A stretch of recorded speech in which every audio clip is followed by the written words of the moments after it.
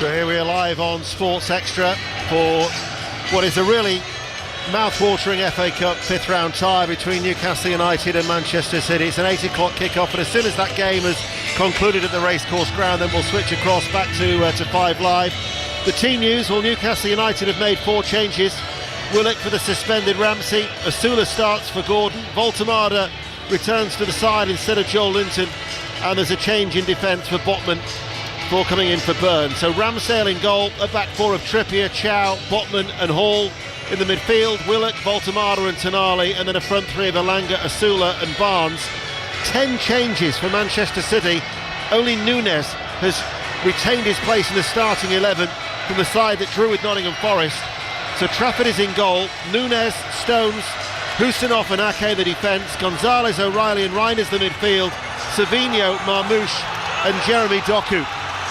Rachel Corsie, the former Scotland captain, is alongside me. It's funny when you say 10 changes, you think, oh, it's a weakened side. That's not a weakened team, is it? No, absolutely not, and that's the depth we've just learned to expect from a team like Manchester City, who compete in all fronts year after year. And I think, as you say, you know, I probably would look at the front three of Doku, Marmouche and Savinho and really consider the threat that they do carry. Nobody with more assists than Doku. Marmouche has probably been the most effective player when you think of the minutes played. Well, there is no Haaland, he's not even in the bench, although Pep Guardiola has said ahead of the game that it was never his intention to play here. Clearly they've got one eye on the Bernabeu in midweek for that Champions League match away to Real Madrid. Our referee is Sam Barrett, and there with the shrill of his whistle he gets us underway with Newcastle United defending the Gallowgate end. So in their black and white striped shirts and black shorts, they are playing from right to left against the Manchester City side in their sky blue shirts with a white sash and the white shorts. So City are defending the Leazes end. For those of you who know St James's Park, it is still absolutely packed to the rafters and high up in the gods.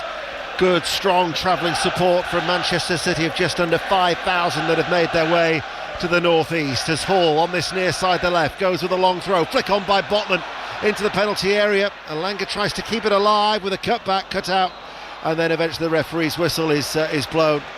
I always think it's important, particularly under the lights, for the home team to get the crowd with them, Rachel. Well, absolutely, and there's no better way to do that than to get right at your opposition, and just that early opportunity, long throw from Lewis Hall. They do really well to win that first ball, and I actually think Voltemada should do better. I'm not sure if it was a foul in the end that was given against him, but he should, I think, get that under control.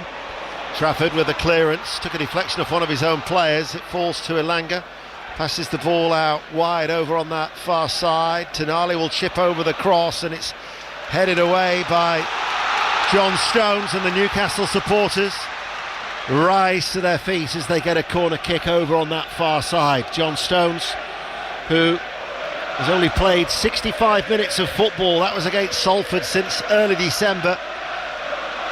A welcome run out for him as those sky blue shirts wait for this arrival of a corner kick on that far side. It'll be an outswinger, far side the right. Trippier to take it, in it comes now.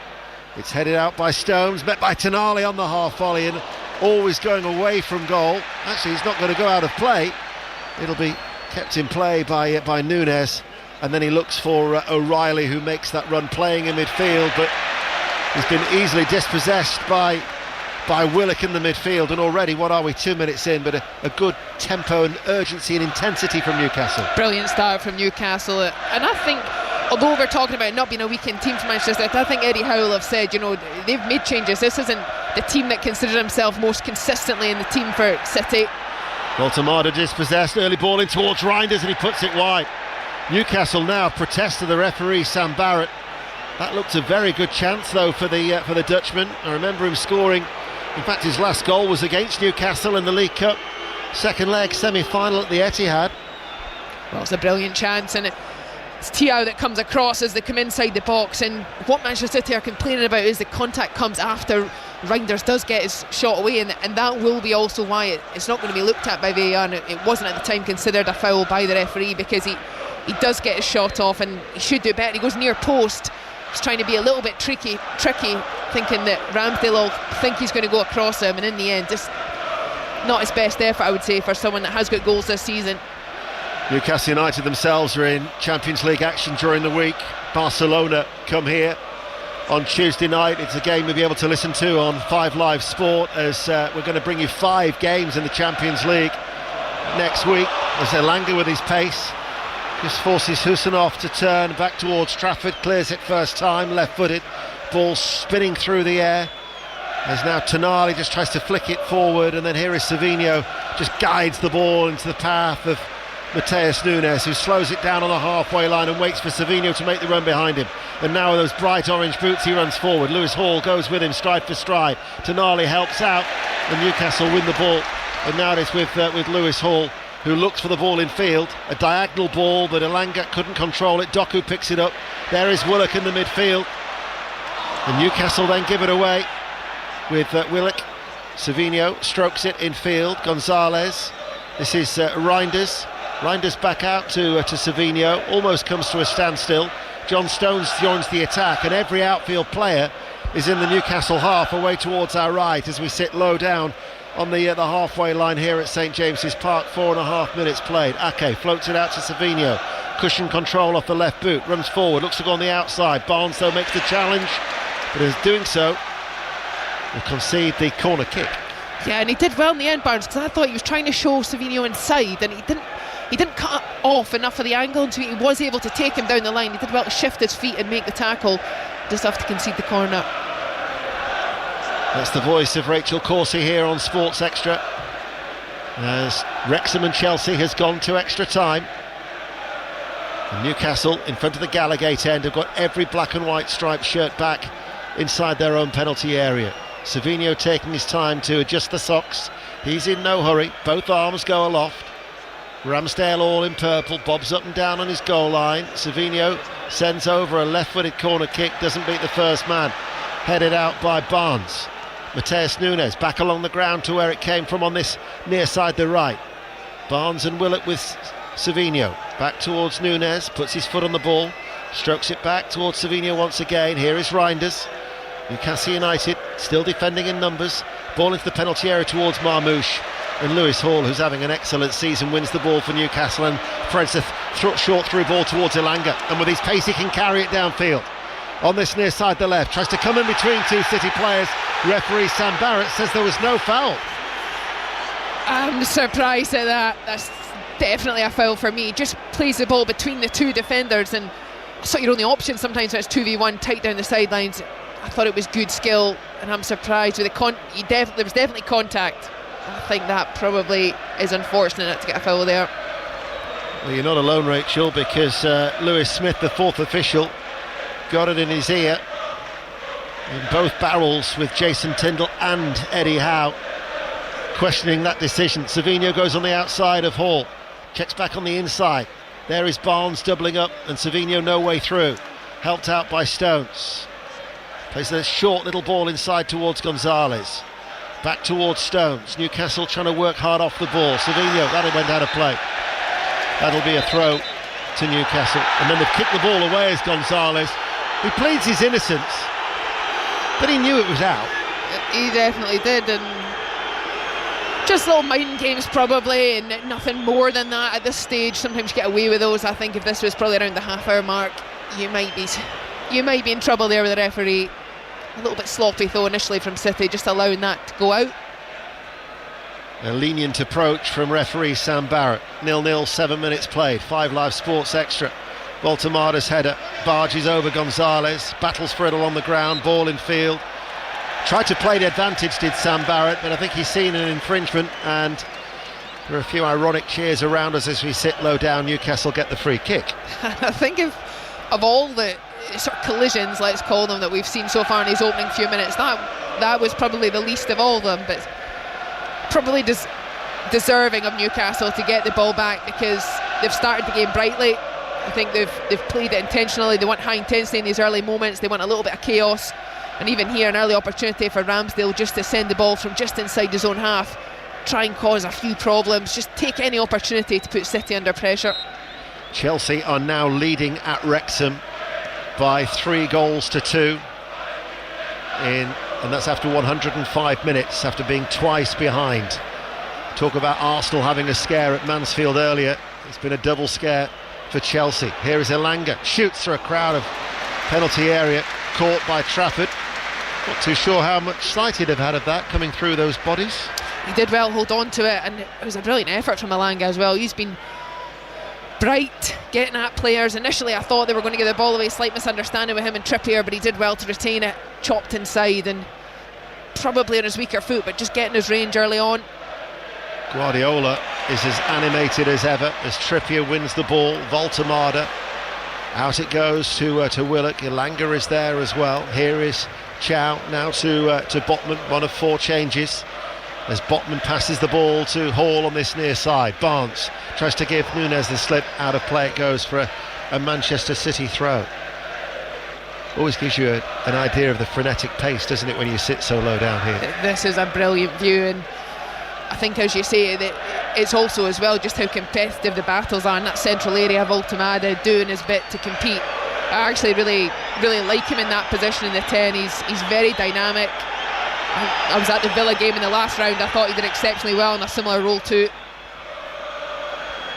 Savinho thought he'd been fouled by Hall. He stopped playing, and then Hall had all the time in the world to knock it back towards Ramsdale, who made a couple of excellent saves in that dramatic win against Manchester United in midweek.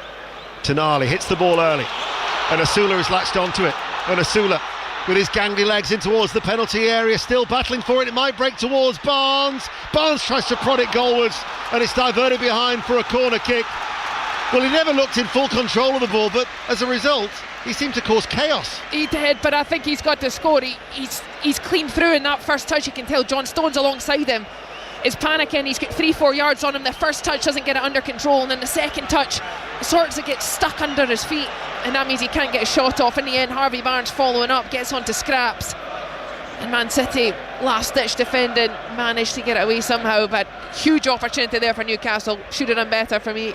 Certainly been a good start to the game. 10 minutes in, 0-0, Newcastle and Manchester City. In front of the Leazes end, Newcastle have a corner kick far side the right. Trippier to take the outswinger. It's deep. Asula heads it goalwards. Trafford's fumbled it, cleared off the line. Gonzalez with a goal line clearance for Manchester City. He reacted so well.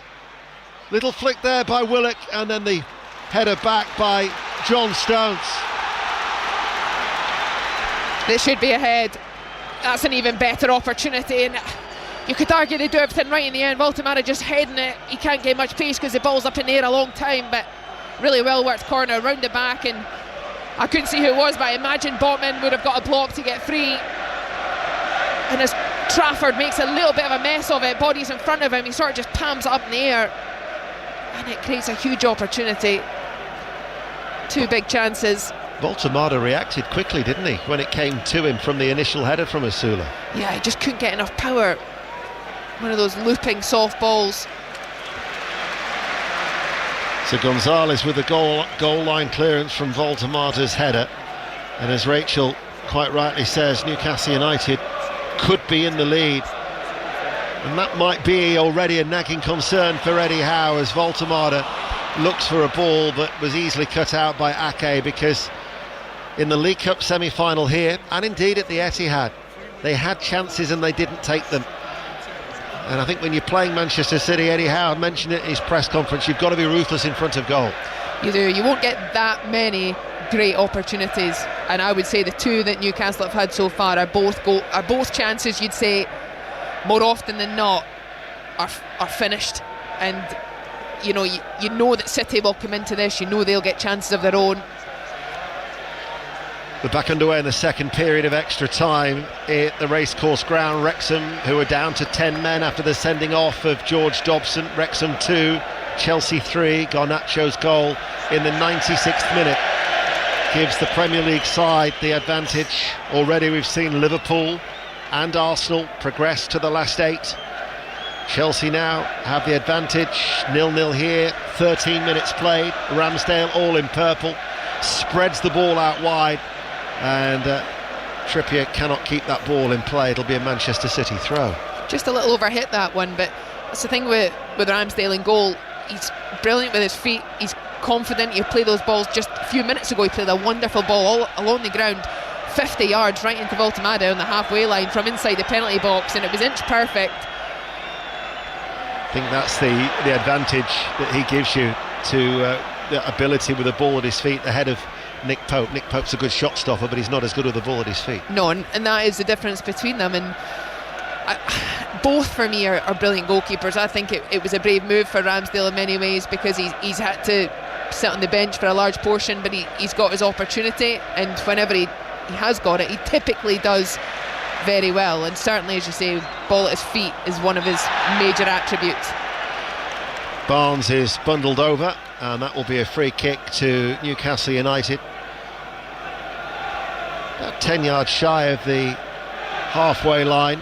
They're going to leave it for Botman, or Botman in fact might even pass this responsibility on to Ramsdale, who's come forward. In fact, he was about to pass the ball, was Botman, and then you could not necessarily hear Ramsdale, but you could see him ball and get his instructions across, such as the buzz around St James's Park for this meeting between these two sides. The fourth meeting in 53 days, where City have won the previous 3. Ramsdale to take it right-footed, high and long, drops on the edge of the area, headed away by Stones, headed back by Voltemada. Botman tries to get to that loose ball, cuts it back, Asula is there, and then Chow from the edge of the 6-yard box. It came at him rather quickly, he just couldn't keep it down. Absolutely, and every time Newcastle come forward and send these long balls towards the Manchester City penalty area, it's causing a little bit of chaos. You can understand that. They've got Botman, Tia, Voltemada, all with a great physical presence, and they're just even there. Stones wins the initial header, but it's the bodies in the second phase of that. Definite tactic from Newcastle early on in this game. Well, they've had the better chances in this opening quarter of an hour. Extra time at Wrexham, extra time and penalties, of course, a possibility here. Not too sure what time the Manchester City supporters would be getting home as they make that trek back across down the A1 and across the Pennines for a game that is due to finish at around 10 o'clock. It's going to be into the early hours, I'm sure, as Barnes comes in off the left touch line. Botman now towards Chow. Manchester City have got everybody back behind the ball as Chow's diagonal ball is going to go astray and out for a City throw. He just got himself a little bit caught with the ball under his foot there, and he knew he wanted to play Trippier when the ball arrived at him, but the first touch didn't really allow him to set himself up, and as he got put under a little bit of pressure, he just forced it. I think in those moments you just have to rethink, make a simple pass and afterwards put your hand up and say, yep, I saw you. Just didn't quite get it right in the moment. Voltemada leaves it for Tonali. Tonali finds Elanga, ball inside, looking for Willock. And there was a coming together there between Willock and Husinov. Both players have stayed down, but the assistant referee has indicated to the referee that this is a decision that should go in favour of Manchester City. I think Husinov comes across and does really well, gets there first ahead of Willock, and he just knocks it out of play, and Willock has no idea he's there, so as he arrives at the ball, or what he thinks will be the ball, he just collides with the defender. Just an awkward, sore one, really, more than anything. Not always given as a foul, though, those ones, but City will be relieved of that. Both players back on their feet and able to continue. 0-0, 17 minutes played, and James Trafford, all in green, is ready to take this free kick, and in fact he goes square inside his penalty area to Stones. To the edge of the 6-yard box. Reinders, Newcastle will press, and Nunez, because of that press, a hurried pass, puts it straight out of play for a throw. Very good pressure from Newcastle, forced that error. You would argue that was very poor from Nunez. Botman wins the 50-50 with Reinders. Tonali again looks for the early ball. Barnes, flag stays down. Barnes inside the penalty area, steadies himself and scores. Right-footed. Newcastle take that chance, and it's Harvey Barnes. He scored 2 against Manchester City in November, and he's just given them an 18th minute lead. Newcastle 1, Manchester City 0. Well, it's more than deserved. Great opportunity. It's Ake that plays him onside, I'm certain of, over on the far left hand side for Manchester City. Barnes doesn't care, he just strolls through, and he's got the perfect angle to just come right across the box. He sort of cuts in from the pin of the penalty area. It's a very simple goal. It's a beautiful ball from Tonali. It might be Kuznov that is playing him onside. Either way, it looks on to me. It's a great finish. There's enough time and space. He just opens his body, whips it into that far corner. Great goal from Newcastle. And as I say, they've been pushing for that, and they definitely deserve it. The two things that strike me, Rachel, the early pass from Tonali, but when you say he opened his body, he just steadied himself, didn't he, Harvey Barnes? He had enough time to, and it's incredible from City, really, because to give Newcastle so much of the ball. Thank you, John. Newcastle United have just taken the lead through Harvey Barnes, Tonali's early ball, and there was Tonali who found Barnes, and Barnes just steadied himself and right-footed in front of the Leesy's end, put the ball past Trafford. 1-0 to Newcastle. That was just a brief update for those listening on 5 Live Sport. We're back on Sports Extra. I wasn't too sure when they were going to come. Sorry, you were saying? I was just saying it's incredible for City to allow Newcastle so much time in the middle of the pitch. You know, Tonali's not really been in it, and partly will be because City will be on top of him every time it gets near him, but the one moment he gets faced up forward, he plays those crucial balls. Well, here is Barnes now, and he's steaming forward, and John Stones is struggling to keep pace with Barnes. Barnes then slows down, turns, pulls it back. Tonali on the first time effort, left-footed, couldn't keep it down. Newcastle are playing well. Incredibly well, and just as we were saying, he held himself in that last one. He had his mind set, he was hitting that first time either way. Barnes probably just laying it back with a little too much pace, that it wasn't really on for a first time hit. But we know he's capable of strikes from that range. Scored 2 brilliant goals in the last round from distance. That one a little wayward by his standards. Harvey Barnes has now been involved in 6 goals in 8 home ties of the FA Cup. He's scored 5 and he's had 1 assist. And Newcastle United, after beating Manchester United days ago, are now leading Manchester City here 1-0. Here is Hall, looks for the run of Barnes once again. He is full of running and he's a natural outlet for them. He's touched the ball in towards Asula, but the flag is up on the far side, and that'll be a free kick to Manchester City. Incidentally, I think the 10 men of Wrexham have just made it 3-3 at home to Chelsea with 5 minutes remaining of extra time, so they could be going to a penalty shootout. So a remarkable cup tie at the racecourse ground. Incredible. We watched a good chunk of that and it looked a great game. So that continues on 5 Live. This is Sports Extra, where Newcastle are 1-0 up. Gonzalez to John Stones. Stones just finds Husinov inside the centre circle. Savinho stays out wide. Nunez has made the run. He brought that well down off the top of his right boot with a cushion touch, but then it was slipped and allowed Newcastle United to eventually clear, and then Hall couldn't turn from Botman's pass, and it goes straight out for a Manchester City throw on this near side. We're approaching the midway point of the first half already. It's absolutely whistled by. It has, and it's been a brilliant start. Man City, most of their possession, not really able to cause many questions. Newcastle, on the other hand, have been very effective with the ball. It's not just a few players down in front of us, just on this left-hand side, have slipped a few times. I think the slickness of the surface will continue. Doku couldn't thread a ball through, it was blocked by Tonali. Gonzalez then clips it across towards Savinho, right corner of the area. Nunez with a cross, fires it across first time as well, and turned behind by Tonali for a corner kick. And that's how quick they can hurt teams. Exactly that. Brilliant little combination down this right-hand side into the penalty box, and those balls fired in quickly can be difficult to deal with. Tonali does well to guide that well safe for the goal. That goal from Brunt as the corner kick comes in, doesn't again, that was poor, cleared away by, must have been chalked off by VAR, because it's gone back to Wrexham 2, Chelsea 3, so VAR in operation for the first time. Savinho stands over the cross, header away from Botman, Reinders down into the ground, took a deflection on its way through, but the referee Sam Barrett says it will be a goal kick. So VAR in operation for the first time, semi-automated offside, but back to Wrexham 2, Chelsea 3. Here, 23 minutes played, Newcastle lead by a goal to 0. Yeah, and I think that's come off Marmoush, which was, as you say, it was deflected by City's own player. Going back to the corner, so 2 opportunities in contrast to Newcastle for City to put the ball in the box, and 2 corners that have been really poor.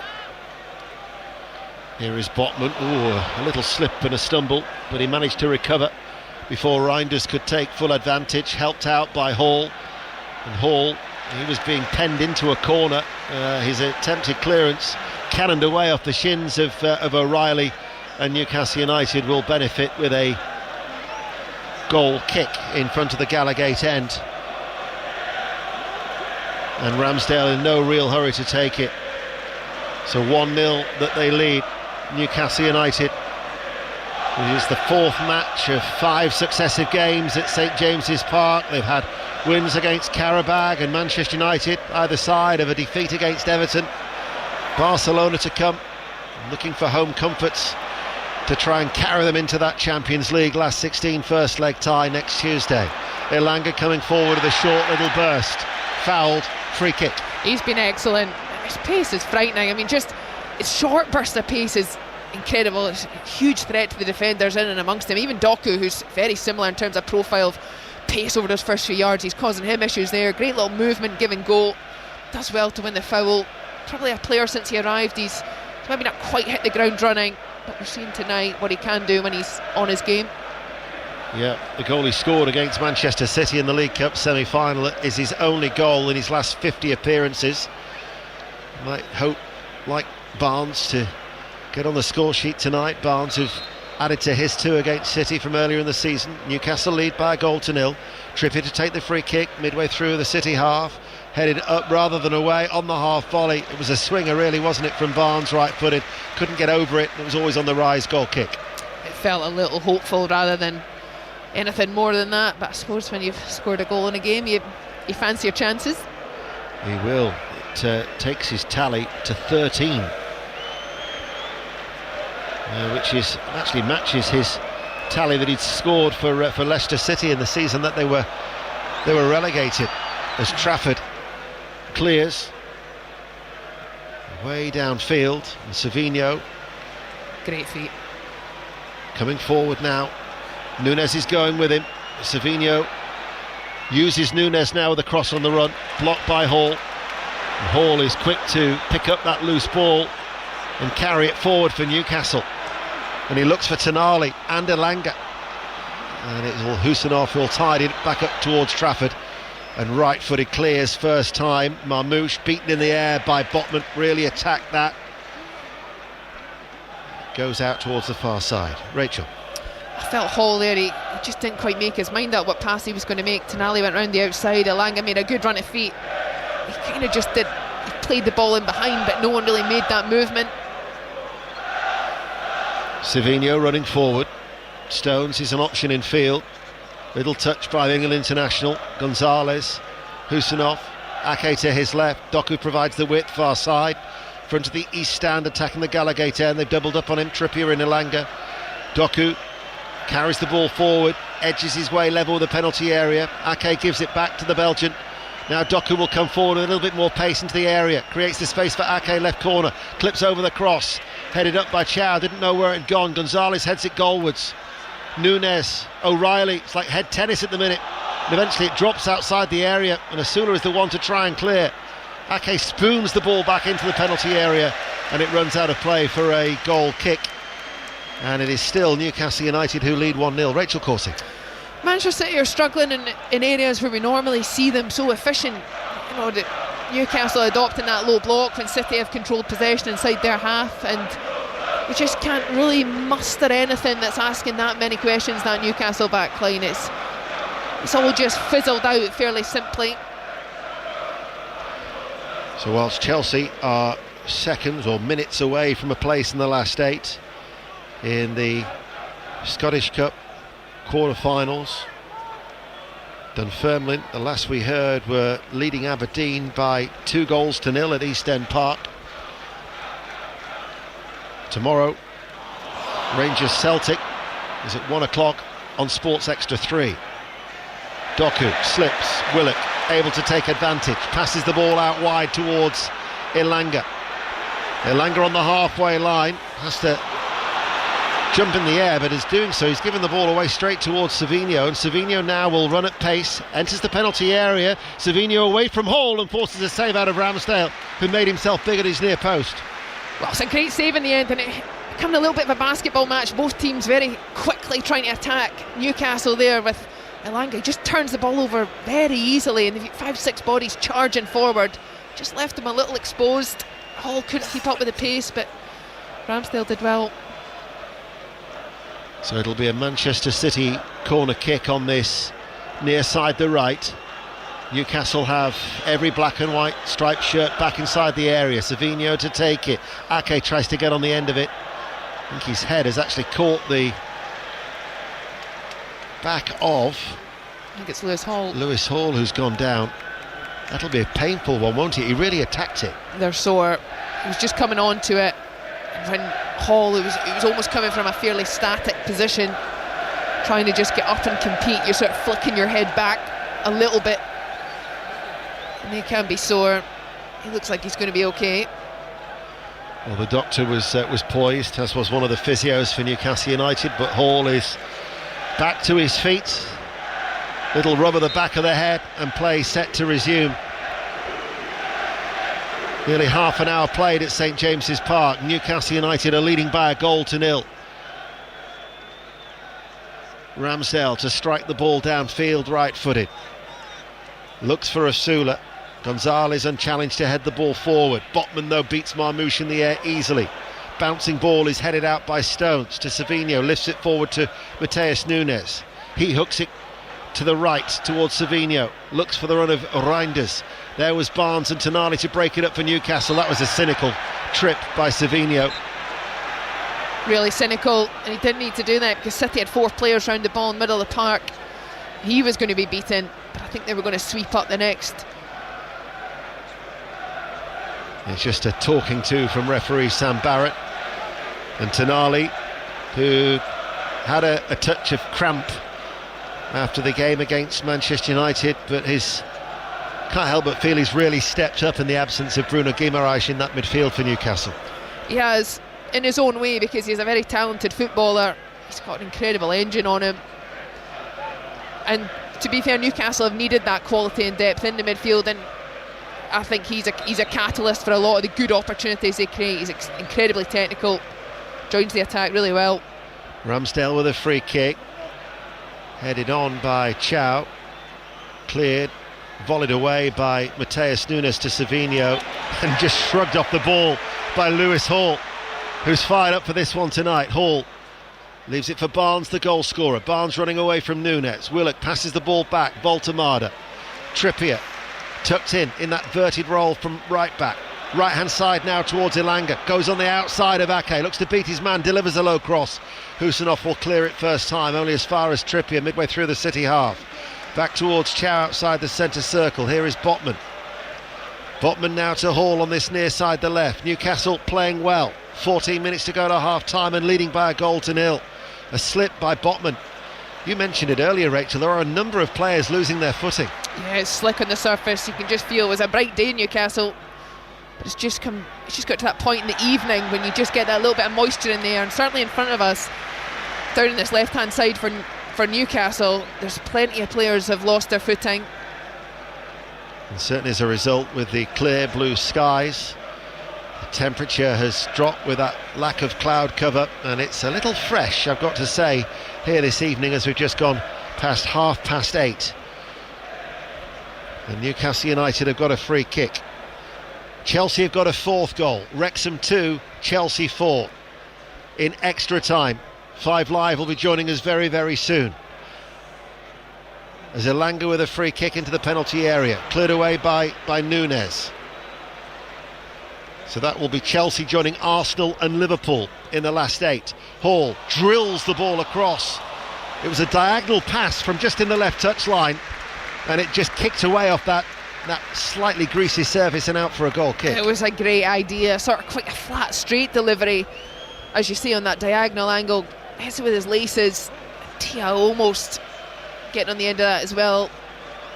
I think that's probably one area. I think Lewis Hall's been a fantastic addition to the starting lineup to Newcastle in many games this season.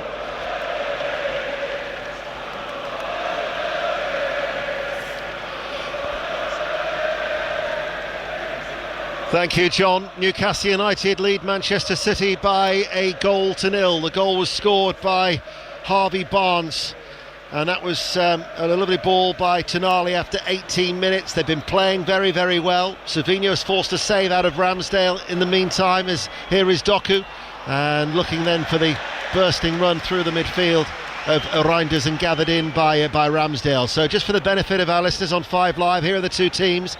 Ramsdale in goal for Newcastle, Trippier, Chow, Botman and Hall the defence, Willock, Voltemada and Tonali, and then Elanga, Asula and Harvey Barnes the goal scorer. Black and white striped shirts, black shorts, playing in this first half, and we've got 11 minutes remaining of this first period from right to left. So they're defending the Gallowgate end as Manchester City in their sky blue shirts and white shorts. They've made 10 changes. Haaland's not travelled at all. They have Trafford in goal, Núñez, Stones, Husanov and Ake, and then a midfield of Gonzalez, O'Reilly and Reinders, and then Savinho, Marmouche and Doku. Here is Doku, the Belgian. Reinders will pass the ball back towards the Belgian. Now Ake joins the attack from left back, but they protected Ramsdale by and large very well in this first half. Here is Stones across towards Savinho, who's seen a lot of the ball. Savinho up against Barnes, back pedal. Savinho goes on the outside, down towards the byline with the cutback, outstretched for Hall. Gonzalez tries to prod it forward. Doku lets it settle inside a cramped penalty area, very congested, looking for an opening, and Tonali clears the ball away. Newcastle having to defend well. Rachel Coursey. They did really well to just crowd Manchester City out. I think as the ball comes back to the edge of the box, Nico Gonzalez just gets a touch, and I actually think it's on for the strike, and he almost takes it away from, I think it was the feet of O'Reilly. They keep it alive, but Newcastle smother it. Danger's cleared for now. Well, they've had a number of opportunities before they actually scored. Gonzalez made a goal line clearance from a Voltemada header after Trafford had dropped Asula's header.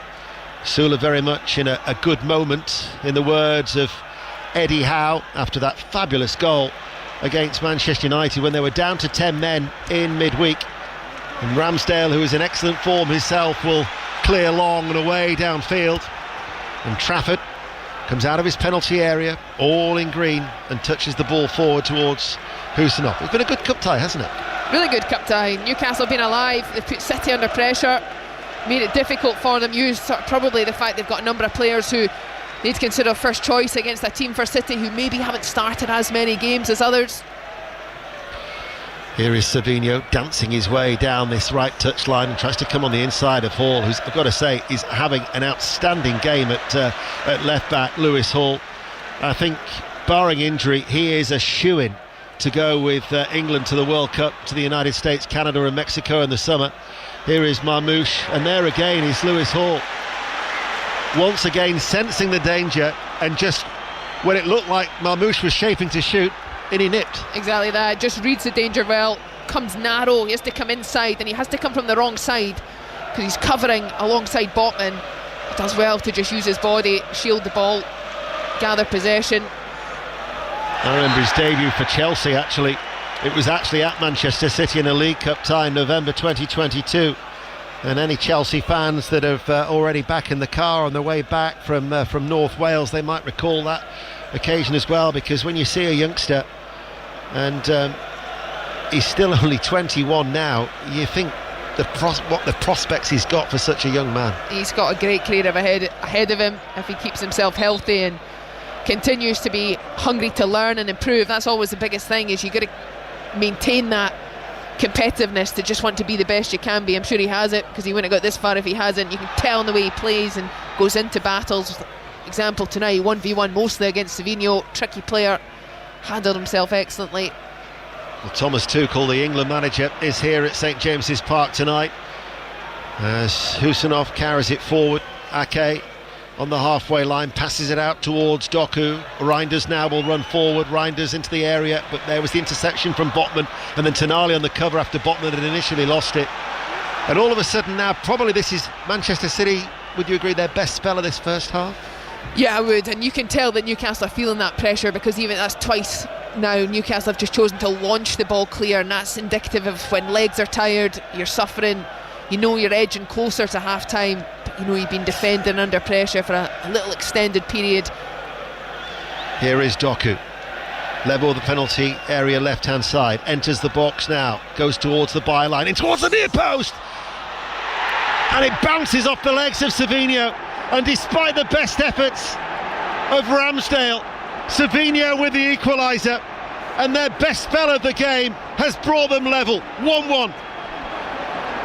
That might be one of the strangest finishes I think I've ever seen. It literally does, as you say, just hits Savinho on the shins. He's standing inside the 6-yard box in line with the back post, really, and as the ball fizzes across, Lewis Hall's come inside narrow to mark Marmoush. Both of them miss it, and they're only 3-4 yards ahead of Savinho. As it's fizzed across with pace, it literally just hits Savinho and just trickles over the line. Ramsdale tries his best to try and dive backwards and keep it out, but it's well over the line. Certainly a goal. I don't actually think that he actually made a motion to kick it, did he? Definitely didn't. He literally is just stood there. I think he anticipates that Hall swings a leg and just misses. He's claiming that Marmoush ran into him and bundled him over. I still think Hall can get something on that. He goes for a big sort of swing. Sometimes you're better to just open your instep and just sort of stun it back where it's come from. Yes, he's under pressure. You're doing your best in those situations, but they completely miss it, him and Marmoush. It just hits Savinho. Well, Savinho, his first start since New Year's Day, when he played against Sunderland. He only recently returned to the City matchday squad on the 21st of February, and he's still yet to score actually in the Premier League this season. He scored a couple in the League Cup, and now he's got his first in the FA Cup, and here he is running forward. And he finds Reinders, and Reinders is in here and he's pulled it wide. What an opportunity that was for Manchester City. Right-footed, inside right channel of the penalty area, and you're thinking, I was waiting for the net to bulge. Glorious opportunity. He just drags it. He's down on the right-hand side, and with his right foot he just cuts across it far too much.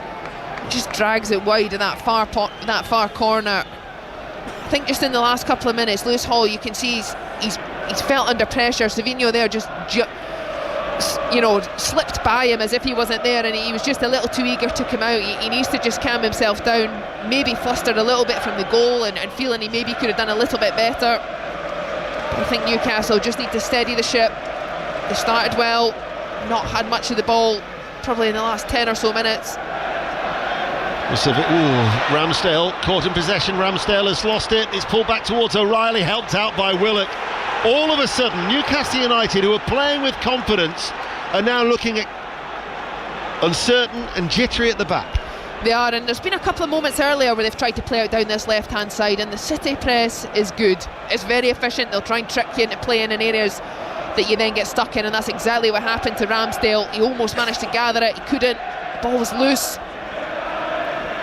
Corner kick for Manchester City, 1-1, 5 live. Savinho to take it near side the right, headed up rather than away by Botman. It'll now go back by Reinders towards Doku, pups up on the right hand side of the penalty area towards Savinho. He's full of confidence, finds Reinders once again, back towards Savinho, unmarked. It's a weak effort and it's cleared away by Newcastle. Newcastle are firmly on the back foot here. They are, and it's all hands on deck inside that penalty area. That time there I think it was Willock smothered it clear once again. Corner taken short on the right. Doku sends over the cross, and then Ramsdale gathers it in, catches it, and then places the ball to the feet of Tonali. Cut out though by backpedaling Gonzalez. Gonzalez forward towards O'Reilly. Manchester City have their tails up here. They are playing with an intensity and trying to force Newcastle back at every opportunity. Doku on the edge of the area. Reinders helps him out. Here is Marmoush, who's actually had a quiet game. This guy hasn't. Savinho into the area, goes to one knee. Lewis Hall, they've quickly swamped him. He's had to battle for that, and Savinho wins it back for Manchester City. Here is Núñez, almost like they were suffocating Newcastle United deep inside their own penalty area. Botman, they can't get out. Newcastle can't get out. Manchester City are all over them. Now all of a sudden there's an interception, and Willock tries to get away from Marmoush. Willock goes in for the challenge with Marmoush, and Marmoush is being applauded by Pep Guardiola for his endeavour.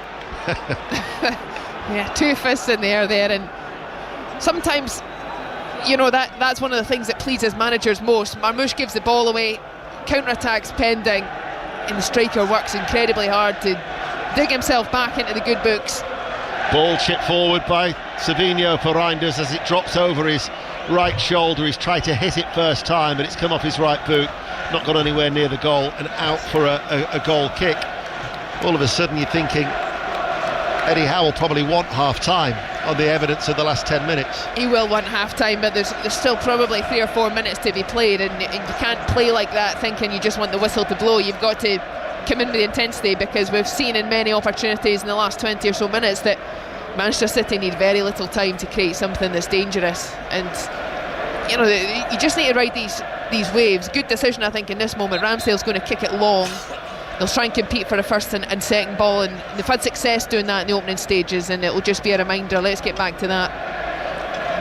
The voice of Rachel Coursey with us here at St James's Park tonight. Newcastle United 1, Manchester City 1. Kolo Touré, I think, has been shown a yellow card by referee Sam Barrett. Pep Guardiola just turning around, and a little shake of the head by the Manchester City head coach. No, I'm unsure if he's shaking the head at the decision or shaking his head at Kolo Touré, and I hope it's a first for Kolo Touré's sake.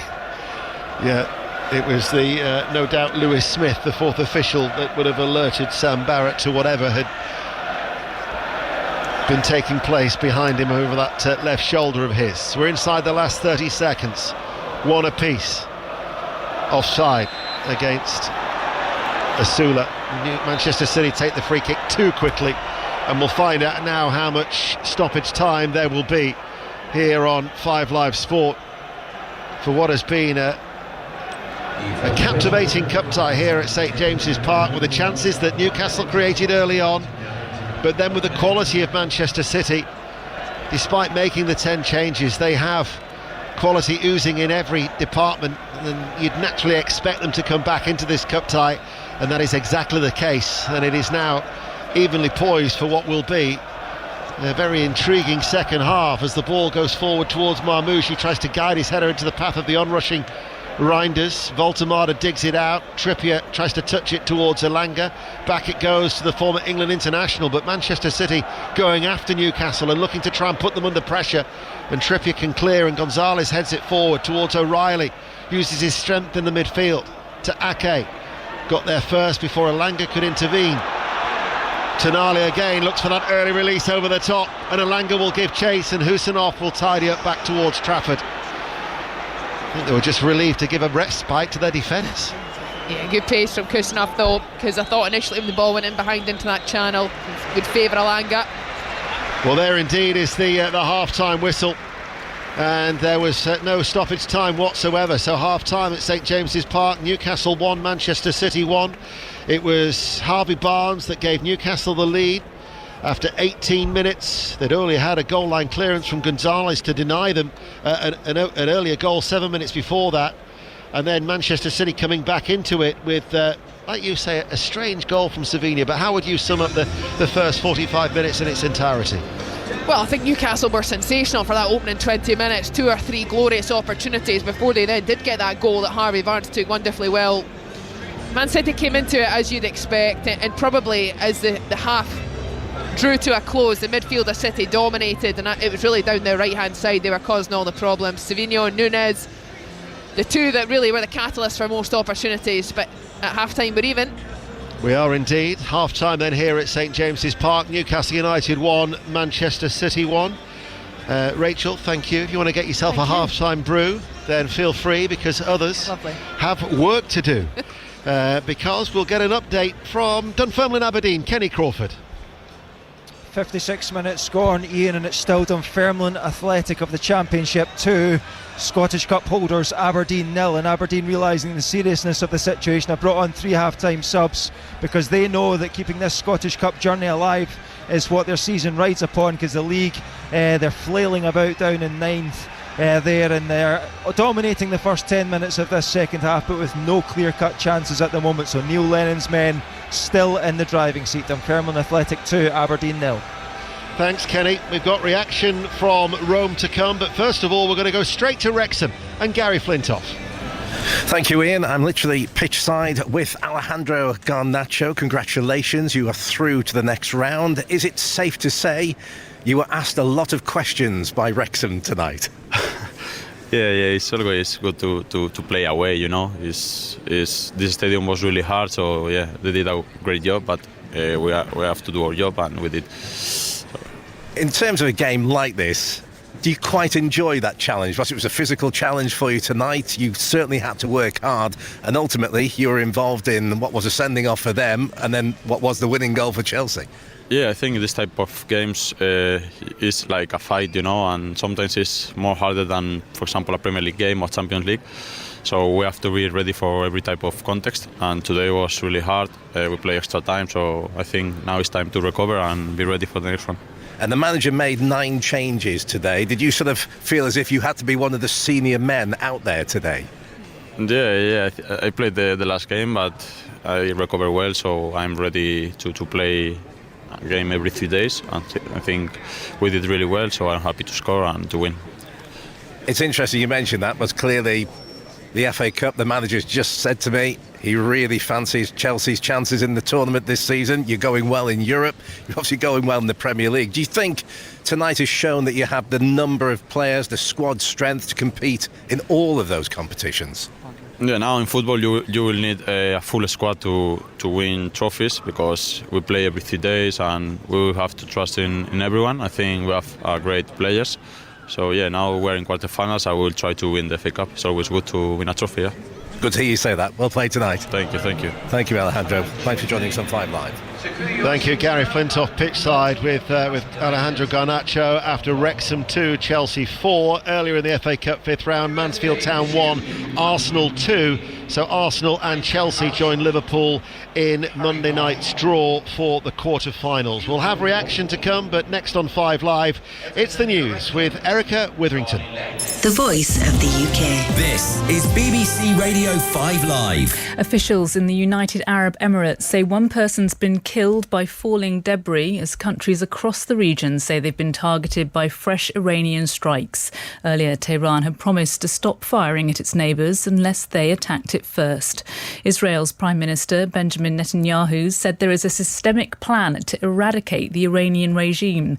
He pledged to continue the war with all Israel's force. Explosions have been reported in cities across Iran. BBC News has learned one of Britain's 2 aircraft carriers has been placed on advanced readiness to sail from Portsmouth. There's speculation the ship could be sent to the Middle East to defend British interests in the region. Other news, and one of Britain's most notorious child killers, Ian Huntley's, died in hospital after he was attacked in prison. He was serving a life sentence for murdering 10-year-olds Holly Chapman and Jessica Wells in Soham in 2002. Strikes have begun against Iran from Israel and from the US. BBC Radio 5 Live. What we're going to do is give you some context, help you understand really what's going on, what it means for us here in the UK, what it means globally as well. We've now got a new front in this war which is spreading. We are shaken with fears, but we still have hope. Let's dig in a bit more into what will be happening in embassies and foreign ministries right around the world. We are in an incredibly changeable political situation with the Middle East conflict, and the reason the gas price is so important is that feeds into the price we pay on electricity. BBC Radio 5 Live. Listen on BBC Sounds. This is 5 Live Sports. The FA Cup. Listen on BBC Sounds. Good evening, I'm Ian Dennis here at St James's Park. Half-time, Newcastle United 1, Manchester City 1. In the Scottish Cup quarter-final, there's been a goal at East End Park. Kenny Crawford. And this is turning into a demolition. Ian, Dunfermline Athletic 3, Scottish Cup holders Aberdeen 0. Counter-attack, Chris Kane played in Ollie Thomas. The Bristol City loanee took his time and placed his shot in off the far post. Dunfermline Athletic 3, Aberdeen 0. Neil Lennon's side then going through to the semi-finals where they will join Falkirk. Rangers Celtic takes place tomorrow at 1 o'clock. Commentary on Sports Extra 3. And then the concluding quarter-final will be St Mirren against Partick Thistle at 7:30. Well, what a day it's been on 5 Live Sport as we now reflect on the rugby, and 2 huge upsets today in the Six Nations. Scotland ran in 7 tries to beat France and end their Grand Slam hopes, and in Rome, England were beaten by Italy for the very first time. They lost 23-18. Here's the England coach, Steve Borthwick. Firstly, credit Italy, the way they played. They are a top quality opposition. You can see that in each and every one of their performances. We are bitterly disappointed, as with all our supporters. We're bitterly disappointed. I thought at 60 minutes, I thought we had the game under control. Fortunately, going down to 13 men hurt us badly. Was it that discipline piece then? Because at 18-10, as you say, you were in control.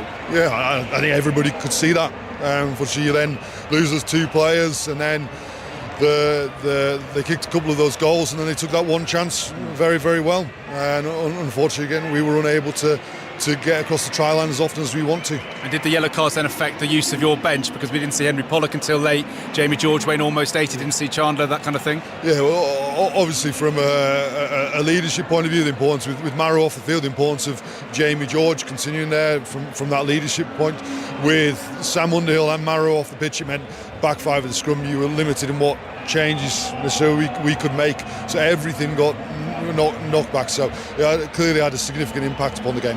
Can I ask about the game plan, Steve? I know the kicking game brought so much joy last year, and contestables and kicking are so important at this level, but for 3 times in a row that aerial game hasn't yielded success. Do you need to fundamentally look at how you're setting the team up? Well, I think Italy in that period when we went to 13, 14 men, it was Italy's aerial game that cost us, that hurt us and created opportunities for them. I think when you get the balance right of the attack with the kicking game, this team plays very, very well. At this point, the balance isn't quite where it needs to be. So we'll be looking at that to ensure that next week it is where we need it to be. So in terms of the balance, is that something that you can improve in terms of preparation? Well, I think that we'll be looking at that, obviously. Ultimately, as we look at this now, for the last 12 months, we've been scoring a lot of tries. Averaging nearly 5 tries a game throughout last year. Unfortunately, right now we're not able to get as much scoreboard pressure as we want because we're not getting across the try line as much as we would want. And there's a couple of errors within that. Clearly, the breakdown was hard fought by both teams today. Both teams won a lot of turnovers at the breakdown.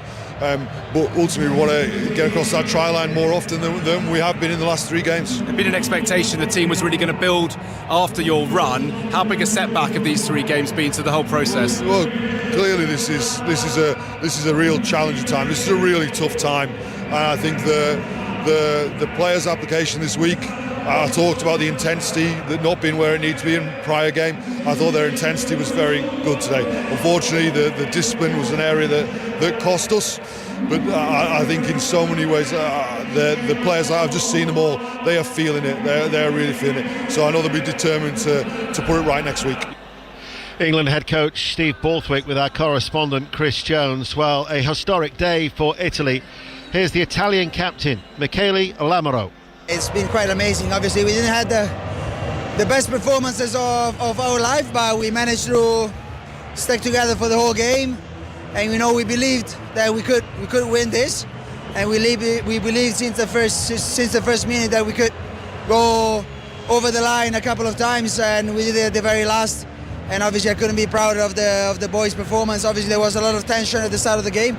But now we feel like obviously very, very, very, very happy with the results. No win ever against England until today. How special is this? Yeah, it's amazing. Like to keep writing the Italian history is something that we're all very proud of. But we're doing this to inspire people, to inspire Italian youngster that wants to come and play with this team.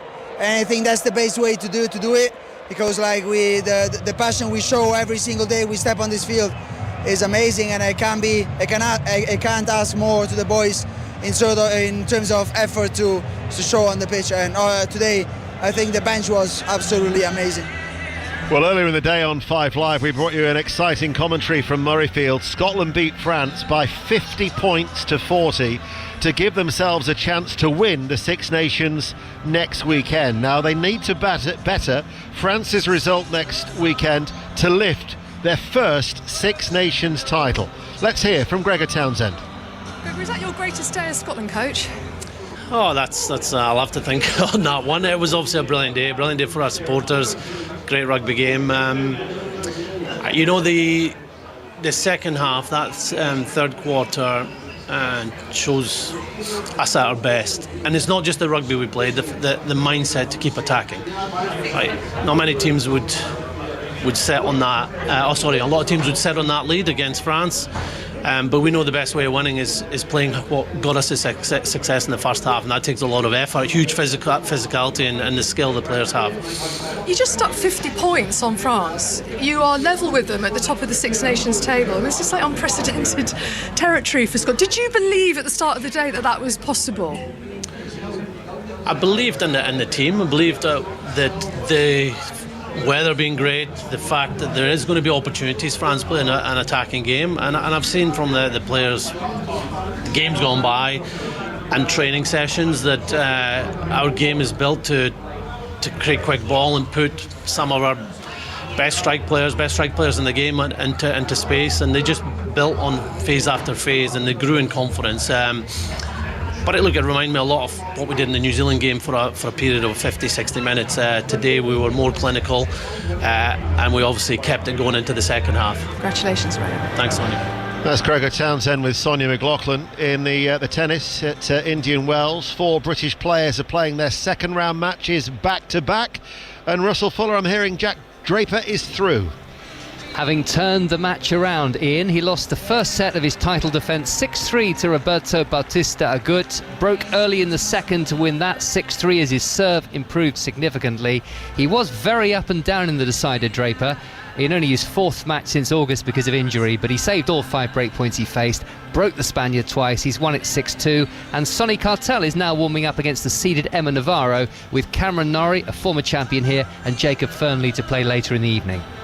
Thanks, Russell. We've already had reaction from the racecourse ground after Wrexham 2, Chelsea 4. Chelsea going through against the 10 men to book their place in the FA Cup quarter-finals after extra time.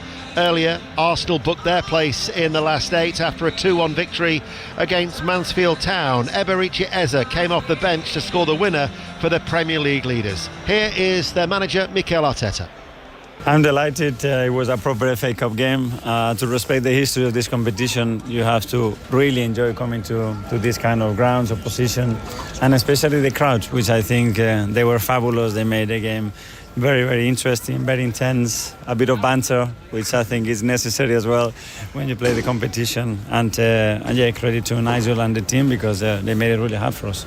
How are you feeling following that? Because the quadruple is still on, but as an occasion that must have been great to be a part of down here. It was great. I said to the boys, you have to, if you love the game and you respect the game, you have to really enjoy coming back to it, because we all been in this kind of stadiums, pitches throughout our careers to be where we are.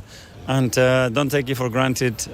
Enjoy it, make the most out of it, and be prepared, because you're going to be tough. Well, you're prepared, as you would do for any game. Yeah. Were even you surprised just how good Mansfield were today? They were fully at it from the off. Yeah, but that's normal, you know, and that's what you expect, the team to be at the very best or better than they've been, because when they play against us, there is obviously something extra, and big credit to them, because they've done really well. No sign of the teams here at St James's Park, which I think means we can squeeze in a little bit of the Mansfield manager, Nigel Clough. A little bit of disappointment. Extremely proud of how we've played and what we've done, but a little bit of disappointment because you don't get many opportunities against the likes of Arsenal, and we had one today. What does it say about how well your team performed that you've just lost narrowly 2-1 to the Premier League leaders, and you're disappointed by it? Well, it's a little bit of a mix. It's definitely mixed emotions and mixed feelings, because we can't say how proud we are of the players to a man. And as I say, the club generally, that you know, they're hosting the game today and everything. I think we've shown ourselves in a good light. But on the pitch, we've given them a game. We've given the league leaders a game. They may end up winning 3 or 4 trophies this year, I don't know. And we've run them pretty close today. You always come across as very calm, very measured. When the equaliser went in, what was it like standing over there? Well, it was brilliant. Didn't actually see him. The miss, I think it was a little bit of a misplaced pass, but Will pounced on it. But then when we score here, it feels like the roof's coming off. That main stand. It always surprises people, the noise, and it did us sort of 5 years ago. It doesn't now, but it honestly sounds as though the roof's coming off. And to round up the sporting headlines, George Russell will be on pole tomorrow morning for the season opening Australian Grand Prix. We'll have commentary of that here on 5 Live from 4 a.m. The 2 teams are out at St James's Park. You're listening to BBC Radio 5 Live. It is Newcastle 1, Manchester City 1. Neither side has made a change during the interval, so I can run through the two teams as we're back underway. One apiece, Ramsdale in goal for Newcastle, Trippier, Chow, Botman and Hall the defence, Willock, Voltemada and Tonali, Elanga, Asula and Barnes. As Manchester City, who are playing from right to left as we look quickly on the attack with Marmoush on the edge of the area. They're in their sky blue shirts and white shorts against Newcastle in their black and white striped shirts and black shorts. City playing from left to right as they have Trafford in goal, Núñez, Stones, Husanov and Ake their defence, Gonzalez, O'Reilly and Reinders the midfield, Savinho, Marmoush and Doku. And as Newcastle managed to force Manchester City back, already Manchester City are quickly into their groove with their passing and their movement, and O'Reilly sends over the cross, Marmoush, it wouldn't settle for him, and Newcastle clear the ball away. But Rachel Corsie, it's evident as Doku looks for Reinders inside the area, Reinders looking for a sight of goal, that Manchester City have carried on where they left off in the first half. Absolutely, and it's a real hard ask to contain them when they're like this. Free flowing, just flying into the box there, O'Reilly fizzing it across. I actually thought Marmoush's touch was excellent, but Newcastle immediately off the back of it swarmed him, snuffed out the danger. That's Rachel Corsie, the former Scotland captain, 154 caps for Scotland. And I can tell you she was absolutely proud as punch when I met up with her earlier on with the rugby scoreline as well, as I would imagine as many as Scott after that terrific win against France. But here we're watching the sky blue shirts of Manchester City come forward, and Manchester City with another opening. It's another cross and it's tucked in by Marmoush. The low ball delivered from the right, and Marmoush had all the time in the world to control it and fire it into the empty net. And Manchester City have come out of the traps, and they now have come from behind and lead 2-1. And I feel like that team talk at half-time was probably actually one where Pep was inside and really at them, because the ferocity that they've come out into this second half and really put Newcastle under so much pressure. The ball's fizzed across the face. I think O'Reilly should actually score, but he's taken a whole load of bodies with him as few players end up in the back of the net, and as it lands at Marmoush, as you say, he's just got so much time, and he's probably only 3 yards away. He just sets himself in that first touch that a moment ago or two was swarmed out. This time it wasn't, and he just launches it into the back of the net from very close range. It was Núñez who delivered the cross, and as Rachel says, it was missed by O'Reilly, but an unmarked Marmoush was not going to miss from that sort of distance, and the Egyptian international, and they've come from behind. And for large parts in the early stages of the first half, they were second best, but they finished the first half strongly. They've started the second half extremely brightly, and now they're leading by 2-1. It just goes back to that point you made, Deno, in the opening 10 or so minutes when Newcastle missed what felt like two glorious opportunities with Asula and Voltemada, that would they rue those chances? And it just 1-0. You're always dangerous when you're playing City, and sure enough they've come right into it. They've been very good. They've come out with their bit between the teeth, passing the ball around, and now all of a sudden it's very, very hard for Newcastle United to try and get a touch of it, such as City's control. Yeah, I can't really remember the last time Asula, who's in that number 9 role that can feel isolating at times, I can't think of the last time he sort of had a touch or even got near the ball, even someone trying to pass it to him. And I just wonder if Eddie Howe will consider slightly changing it up. They've just lost a little bit of control in the midfield, a little bit of dominance. They started the game with composure, plenty of possession. They just haven't managed to contain that. Ball goes back to Trafford. Newcastle United, who played with an intensity at the very early stages of the game, are now trying to put pressure on Manchester City's back line, but they've played it towards Trafford, and he then will clear it away downfield. And got this stat from Bill Edgar of the Times. Manchester City are on a record run of most wins by a league club away from Wembley in the FA Cup. Currently stands at 30 matches. The previous record was 13. As Savinho cuts inside and he pulls that one well wide. That was 13 by Preston, set in 1937. But for Manchester City, their record in this competition is incredible, really. In rounds 3, 4 and 5, they've won their last 23 matches by an aggregate score of 89-11 since losing to Wigan in 2018 by a 0-0. Such has been their ability to get into the latter stages. And Newcastle United, the latest team to try and stop them, but at the minute Manchester City are still coming forward, oozing, and this is Doku trying to burst his way in towards the penalty area, and then header forward by Stones. Trippier, his former England teammate, will keep the ball in play, puts it to where it came from. Asula backing in towards Stones. Nunes. Asula though was pulled back. That'll be a free kick. Referee Sam Barrett will give that to the home side.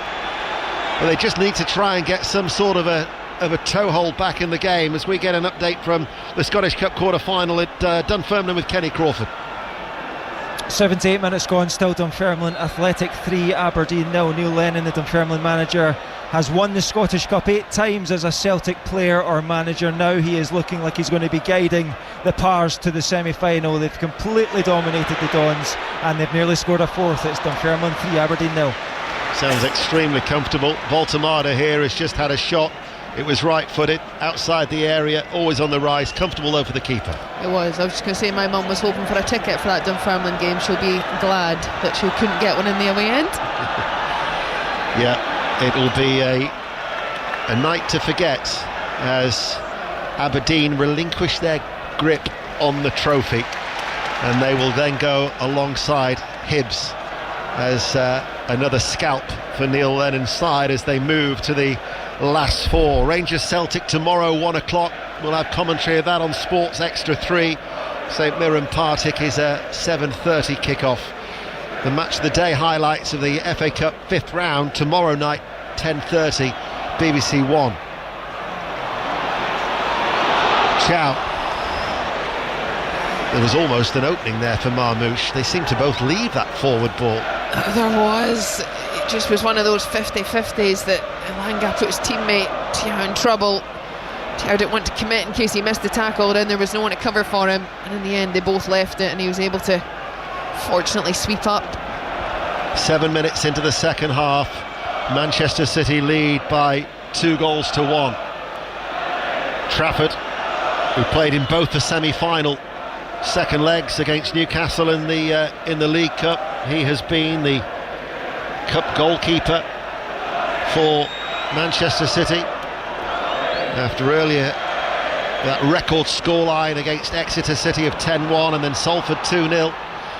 This has been their first Premier League opposition as Pep Guardiola is remonstrating wildly with the fourth official. I mean, that was quite clearly a foul. Trippier gets done, Madoku gets too tight, comes in, he just gets rolled, and he knows he does, so he actually takes quite a swipe, not one that would be any more than probably a yellow card, but that is incredible. It's right in front of the referee, and Pep rightly so furious, although I imagine he will be in trouble for that demonstration. Well, he's actually taken his jacket off. He was that fired up and that het up and he's still chuntering away, and I think that we've already seen Kolo Touré have a yellow card for something that has been said to Lewis Smith and Pep Guardiola, and now he pleads his innocence. Oh, I don't think that's a good look at all. He went to square up with the fourth official and he clenched his fists. He did clench his fists, and that was quite an intimidating look as well, as he approached the fourth official and got very close. I would agree with you. I don't think that's something that you're allowed to do, and I'm very surprised there's not been further consequence. He's still remonstrating with his hands and gestures. I think somebody potentially needs to try and calm him down, although I'm not sure anybody in the Manchester City staff fancy that right now. No, but I think when you're talking about respecting the match officials, one of the more illustrious managers in the name, and with the eyes of the world watching, I don't think that's a good look at all. I mean, clearly it was the wrong decision, but it's the middle of the park. It was the wrong decision, but it wasn't a decision that you would imagine was massively contributing to a moment that was going to be anything more than just a potential attack. 10 minutes into the second half, 5 live. Manchester City lead by 2-1. Tonali towards Voltemada. Voltemada turns, fouled from behind by Doku, free kick, referee Sam Barrett. I think maybe a more experienced fourth official would have again had words with Sam Barrett, and I think another yellow card could easily have followed there for Pep Guardiola, who continues to... Yeah, I mean, it could have even been a straight red, I think. Just it was very aggressive and certainly had that sort of intimidation factor to it. Tonali to take the free kick. We're 30 yards out from goal. We're just in from the right touchline. I think he's now sarcastically clapping in earshot of the fourth official. Tonali with a teasing ball in, drops inside the area. Willock skies it. Couldn't keep it down. Leaning slightly backwards inside the penalty area, into the Gallagate end, left-footed, goal kick. 2-1 to Manchester City. Well, that's a poor finish for me, because he's got plenty of time. It falls to him nicely. Yes, it's on his left foot. A real wild swing, those are ones, just make sure you connect with it to get enough pace and send that on target. There's bodies in the way, but a deflection, anything could happen. To send it over the bar is a let-off. Chow, his forward ball. Asula held away and held off by Husinov. Doku challenged quickly by Trippier, breaks forward, Elanga goes down the line, Willett makes the run. Husinov slides into the challenge, goes out of play for a throw to Newcastle United, which they take quickly. And then Trippier lifts that ball back in towards the to the centre circle. I think he's just about calmed down now. We've got almost a bird's eye view of what was going on right in front of us here. Yeah, we had a great view of that, and he's out of my eye line now. I can't see him at all. I'm assuming he's sat down, and probably a smart thing for him to do. It was Chow who looked for the ball over the top. Elanga was making the run in off the right touchline through towards Trafford. Here is John Stones, as we've mentioned in the first half. 65 minutes against Salford, his only football since the 2nd of December. He'd missed 18 matches with a hamstring injury from December to February. As Nunes rolls away from Lewis Hall, looks for Savinho, but Harvey Barnes was running back to intercept, and his forward ball finds Hall, but then he can't find Barnes with a return pass, and it goes straight towards Marmouche, infield towards O'Reilly. O'Reilly tees it up towards Reinders, passes the ball down the line towards Doku. Doku quickly closed down by Newcastle's defence. Left hand side of the penalty area, City lead 2-1. Reinders edge of the area, turns onto his left foot, still can't get the shot away, passes the ball short, back out to the left, to the side of the penalty area for Doku. Infield towards Gonzalez. Manchester City, though, still keeping the ball. You can hear the home crowd's response. They want to see Newcastle try and get closer to try and dispossess them. They do, but it's very difficult. They've always got those spare players underneath the ball. The movement's good. You even see here both centre-backs well into Newcastle's half. Gonzalez just the one that keeps everything moving, just ticking along nicely. The away fans' allocation of just under 5,000, I think it was 4,893. You can hear them singing Blue Moon high up in the gods, and believe me, that is a long way up, high up towards our left-hand side. Newcastle are going to make a double change. We're going to see Joel Linton coming on, as well as Johan Wissa.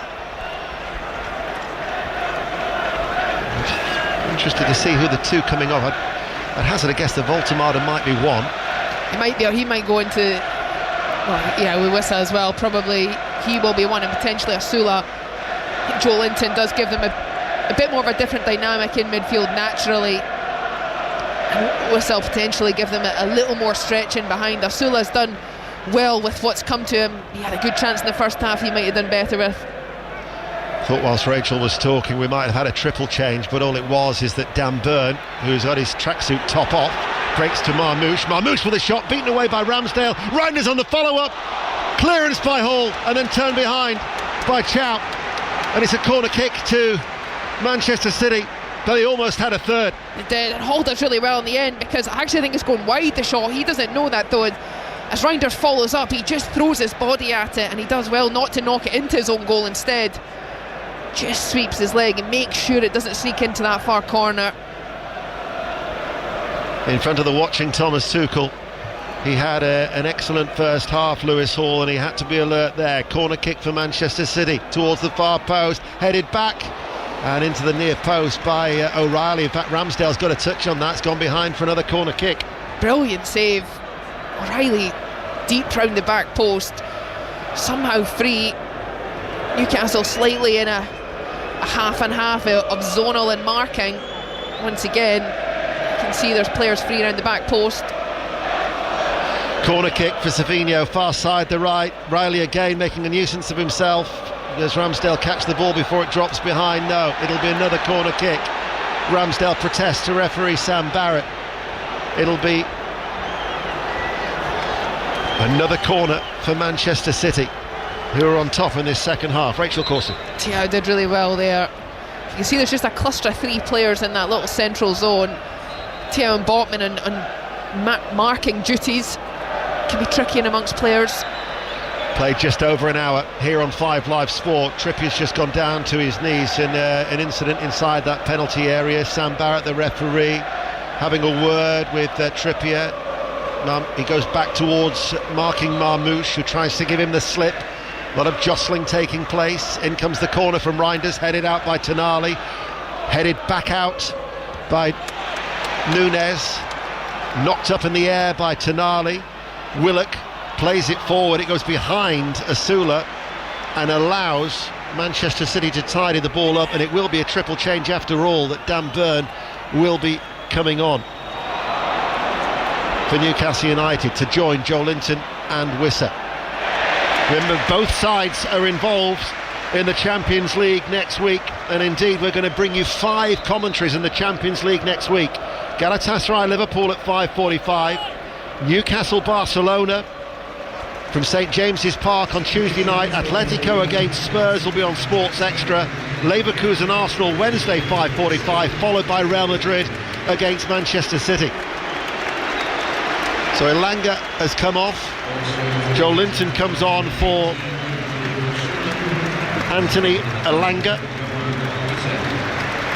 Asula, as Rachel Corsie had alluded, is coming off for Johan Wissa to come on. He's gone 7 games without a goal. And then Kieran Trippier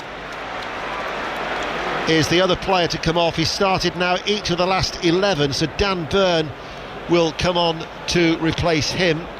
Lewis Hall will switch to right back, and Dan Burn, I think, has gone across to left back. We had talked about how well Lewis Hall had done in that first half, but I did feel he was just starting to lose the battle against Savinho and Nunez, who are both down his side. He's played right back before, as you also mentioned.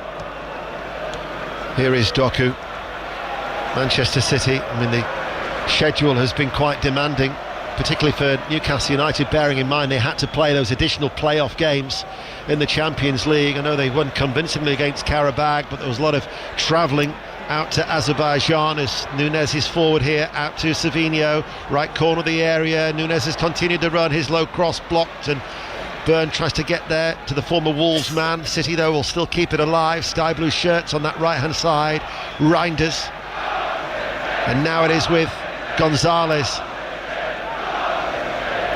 Ake, forward ball. O'Reilly looking to try and turn.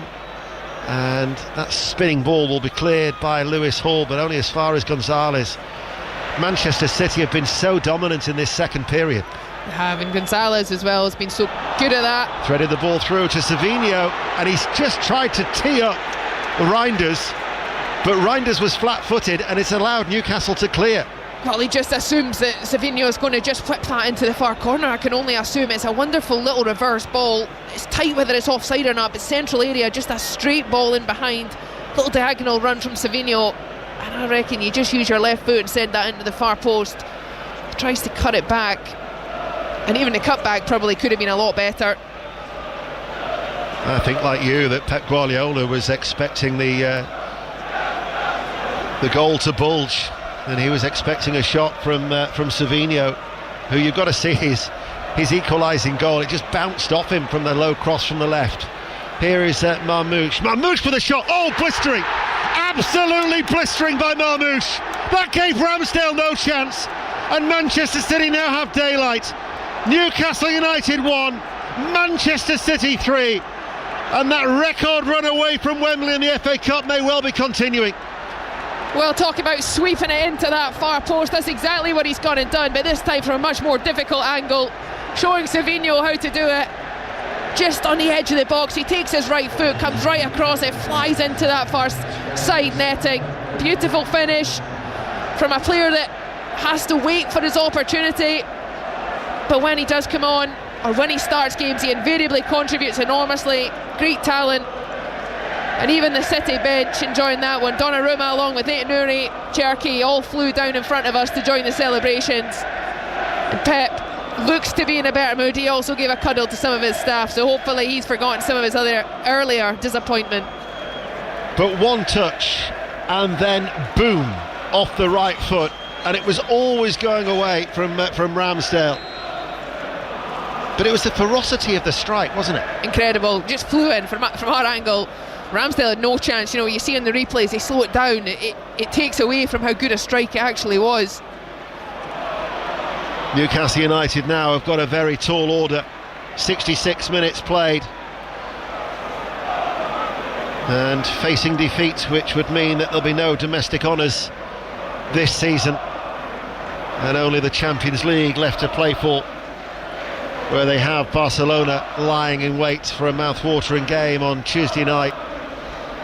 But Manchester City, in fact, when I arrived at St James's Park today, there was a rumour doing the around that Haaland hadn't travelled. Here is Doku into the area. They're threatening more goals. Doku across the face of goal from the left-hand side, and then a Newcastle official said might not be a good thing that he hasn't travelled if you look at his record. So indeed, I did, and hasn't scored in his last 9 games against Newcastle. But without him, they are doing more than fine, mighty fine. Absolutely, and I'm sure nobody is more disappointed he's not travelled than Haaland. If he's just trying to recover fully from, we know he had a knock of some kind that he was trying to nurture. Yes, we've seen him since, but with the games that City still have to come before the international window at the end of the month, I'm sure he was just given some extra time, but he would have wanted to put that record straight. So I'm sure he's disappointed, but he'll be delighted that his team are looking likely they're going to send themselves into the next round. More FA Cup action tomorrow. Fulham against Southampton is a 12 o'clock kick-off. That'll be live on Sports Extra 2, a streaming service available through the BBC Sounds app. Fulham against Southampton. We'll have commentary on 5 Live from Vale Park at 1:30. Port Vale against Sunderland, and then we move on to Ellen Road for Leeds United against Norwich City, and then on Monday night we'll have commentary of West Ham against Brentford. But with 5 Champions League games to follow that, I think I work it out, it's now 27 games that will have brought you over 9 successive days and nights of football here on 5 Live. Hall bursts forward, right hand side, can't beat Ake. And ever since that last, 10-15 minutes of the first half, where Manchester City just stepped it up, they've been the better team. They've been the much better team for most of this game beyond those early stages, and Newcastle are still in it though. Brilliant ball there from Tonali, long diagonal into this right hand side. Lewis Hall chasing it down, probably disappointed that he couldn't do more with the ball into the box, but an opportunity to send it in now with a long throw. It is going to be Lewis Hall to take it. Flat throw comes in, headed away by Ake. High up in the gods are the celebrating Manchester City supporters as they lead by 3-1. Willock now right hand side, but Willock tries to deliver the cross from the right, blocked by Ake. O'Reilly feeds it now towards Marmoush. Marmoush with a twisting Tonali, and then back with Doku infield. They are really playing well, Manchester City. Well, that was excellent, because 3 Newcastle players trying to just suffocate Manchester City. Doku with a clever little ball that breaks all the pressure. When you've committed 3 players to one area, and invariably there's an overload for City somewhere else to find it, and away they are down the other side and into the final third. Núñez makes a run off the ball, it goes out for a goal kick. Full time now in the Scottish Cup quarter-final, and what a night for Dunfermline. Kenny Crawford. Indeed, Ian. Dunfermline Athletic 3, Aberdeen 0. The Scottish Cup holders go out with a whimper, if that. Dominated by Dunfermline from the division below, but the Pars look like the Premiership outfit Matty Todd opening the scoring. Bristol City loanee Ollie Thomas bagging a brace. Neil Lennon's men ease into the Scottish Cup semis, deservedly so. Dunfermline 3, Aberdeen 0. Here Newcastle United 1, Manchester City 3. Bearing in mind that Newcastle scored 3 goals against Bournemouth in round 3. They beat Aston Villa in the next round at Villa Park 3-1. But they're now going to have to find 2 goals and to do something that they haven't done since 1961, which is score 3 goals in rounds 3, 4 and 5. The last time they did that, when they reached the quarter-finals in 61, was under Charlie Mitten, as referee Sam Barrett has stopped play and our eyes are drawn. When the ball has ended up towards our right, we're looking now to our left to Nico O'Reilly. You know, it's just as Ramsdale's gone to play the pass out to Thiaw, who was in sort of right back position. His follow through as O'Reilly's come flying in, he's slid to try and intercept the pass, which he misses, and he just catches the follow through. The studs of Ramsdale just caught him, skiffed him. Is skiffed a Scottish word? Who knows? Just caught him in the face ever so slightly. Well, if you don't know, I definitely don't know. I will bow to your greater knowledge. Incidentally, that third goal for Manchester City's brought up a century of goals now in their 45th game this season. And Newcastle United, in their desperate bid to keep their domestic season alive, are going to bring on Anthony Gordon with just over 18 minutes remaining. And Voltemada is going to be the player who's going to be coming off. So Newcastle United trailing 3-1 to Manchester City. Manchester City, who've reached at least the semi-finals in each of the last 7 seasons. 2018. So they've in that period they've won it twice. They've been runners-up twice in that time. But what a lineup we've already got with Liverpool, Arsenal, Chelsea and Manchester City as it currently stands ahead of Monday night's draw, which you'll hear on BBC Radio 5 Live, as well as the Champions League next week to look forward to. We've got the Cheltenham Festival as well, 1 o'clock on Sports Extra for the first day on Tuesday, repeated for days 2 and 3, Wednesday and Thursday, and then Friday the Gold Cup day will be live from the course with Mark Chapman from 1 o'clock on 5 Live. And just when you think that you're 3-1 down, are Manchester City going to take it easy? No, they're not. They're going to bring on very much in form Antoine Semenyo. Another great addition. He's come in straight into the team, Semenyo. He'll enjoy getting a run out tonight. Sometimes you know when it's a match day, yes, you're rested, there's a lot of games to be played, but sometimes just getting 15-20 minutes is enough to just keep that sharpness, keep the fire in the belly, just keep you in the rhythm. Marmouche, of course, making weight. He's had an excellent 75 minutes or so.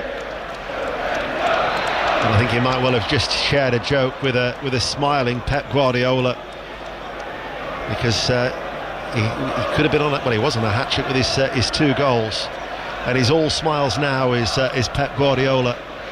Newcastle 1, Manchester City 3, 16 minutes remaining.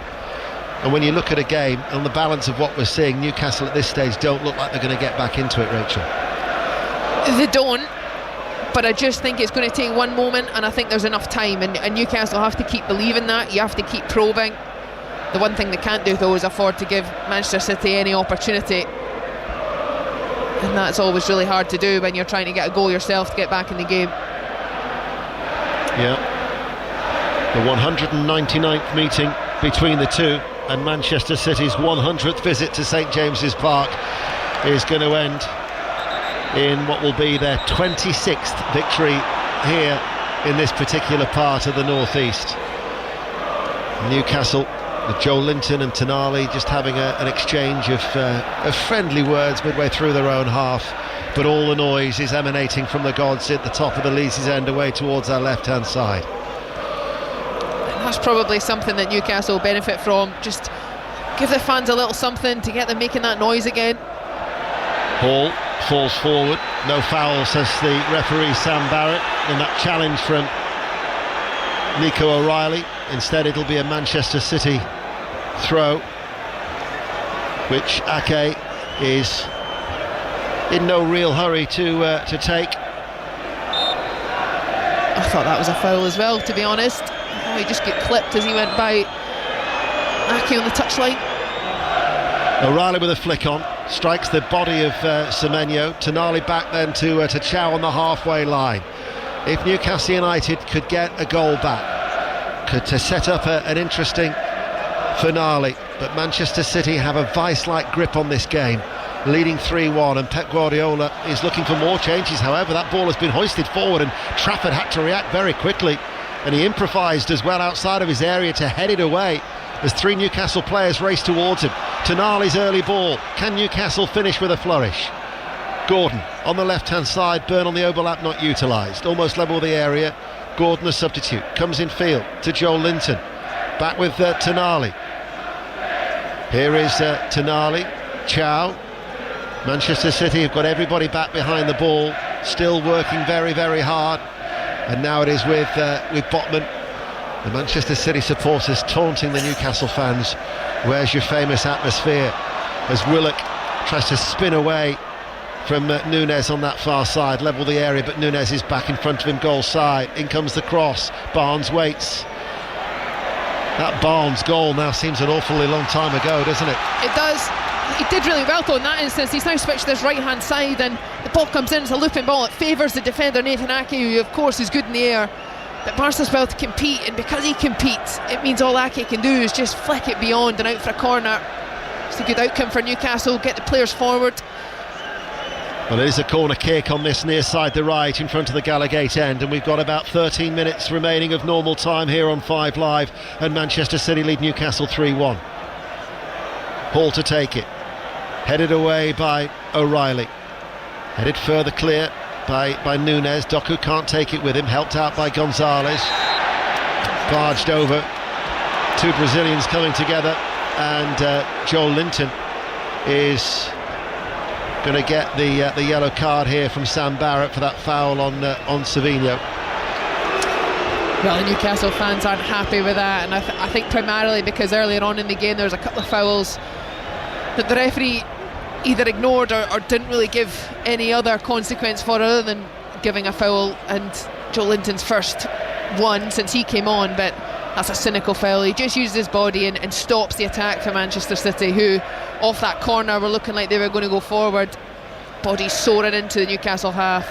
I think that might be the first player to be booked tonight, but it's not the first yellow card after they were brandished in the direction of Kolo Touré and Pep Guardiola. But Savinho's actually stayed down as Phil Foden is going to be coming on, and with this stoppage in play, Semenyo's just been beckoned over by Pep Guardiola to give some final instructions. Even now there's still no let up from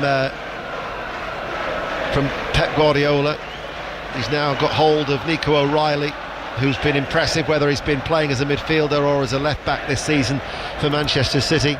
And this is a welcome sight that I'm sure that Thomas Tuchel watching on. Tino Livramento, who's missed the last 15 matches, is going to get a run out as well. They've missed him with a hamstring injury, so good news to give him a little bit of minutes as he eases his way back into the first team picture. Absolutely good to see him back. I think when he played, Newcastle have just a little bit extra intensity going forward down this right hand side.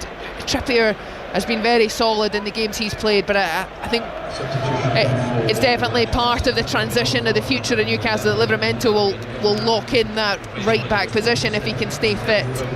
It's just brilliant, he's back. Phil Foden has come on for Jeremy Doku, and Savinho, who got the equaliser in the first half, has been replaced by Ryan Cherky, and then Lewis Hall is the player to make way for Tino Livramento, who makes his return after that absence.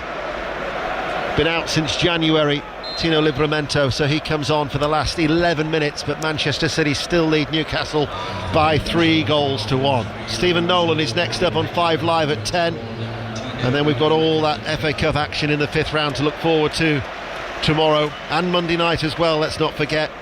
Also, in fact, I mentioned the Cheltenham Festival starting on Tuesday. On Sports Extra tomorrow from 1 o'clock, India-New Zealand in the T20 World Cup cricket final.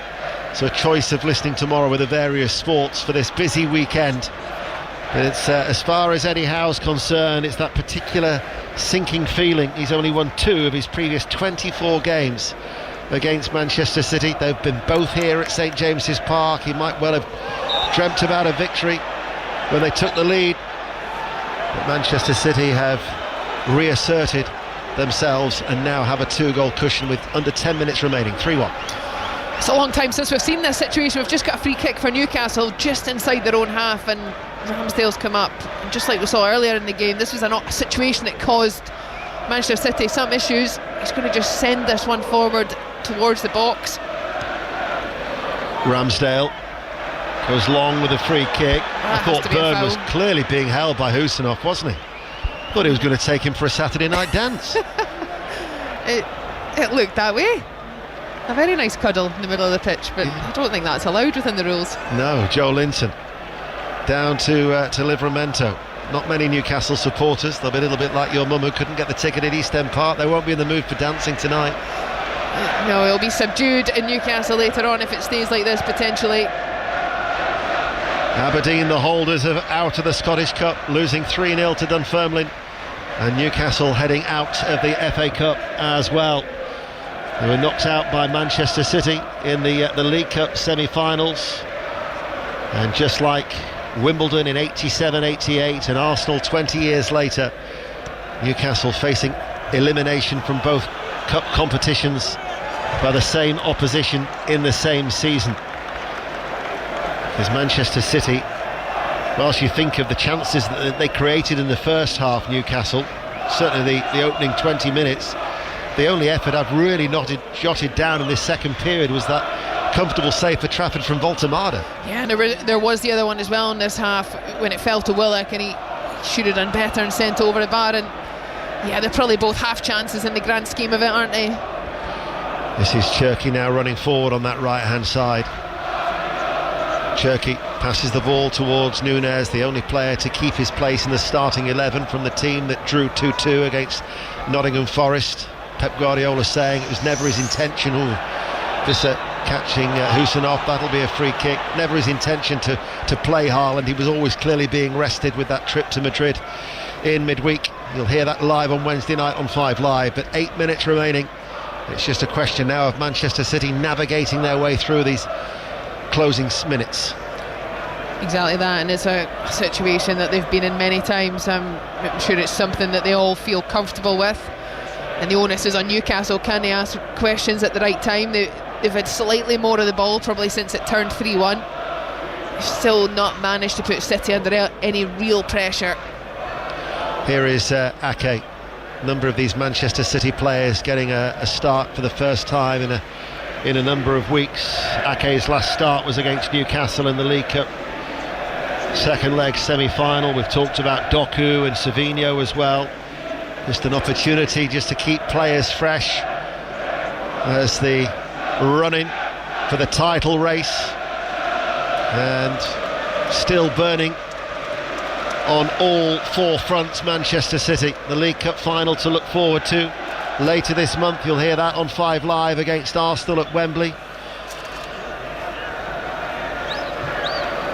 Advancing in the FA Cup with Semenyo advancing down this left touchline and getting a throw, and time desperately running out for Newcastle United. Indeed, he was marshalled well there by Livramento, but these are scenarios that just wind the clock down. Semenyo just driving down the line, has that safety net and knowing worst case probably they get a throw in, which they do, and then they just keep the ball, recycle it. Here they go round the right hand side now. Here is Stones. He'll be pleased to get a full 90 minutes under his belt. Passes the ball out towards Cherki. Cherki looking to go on past Dan Burn, falls to the floor, no foul. Botman to clear deep inside his own half, but it's going to go straight towards Husinov, who's got the ability just to puff out his chest, and he chests the ball forward, and Manchester City are back in possession. There is sort of a sense building that Newcastle feel a little defeated, in the sense of that the fans are a little quiet. There will be some optimism remaining, but there's not a lot of noise, and Man City doing a really good job of just nullifying anything that would potentially create any of that atmosphere to just limit what Newcastle can really do in the circumstances. I think that's a reflection of how much Manchester City have controlled the game, that they've not allowed, and Eddie Howe actually talks about it, that they need the supporters in the game, but in this second half they've not had that catalyst to feed off, have they, the fans? No, they haven't, but it's a little bit give or take. You've got to try and just, even if it's little moments, can someone put in a big tackle that gets the fans going, or sometimes even a foul. I wouldn't say one of those in the corner and Joe Linton and Semenyo, but those sorts of moments can still be moments that can change the momentum, and I just feel a combination of Manchester City controlling it, but also just a little bit maybe of awareness and intelligence from Newcastle. I think they could have probably leveraged a few situations in their favour. Conceding right after half-time potentially was a little bit of a sucker punch. Well, that was a foul, Joe Linton on Semenyo, down by the corner flag, as Manchester City leading 3-1 are playing from right to left. But Rachel talks about that air of resignation inside the stadium of St James's Park, and you can just see the supporters walking down the gangways towards the exits in that Leesy's end as we watch this free kick coming in from Reinders.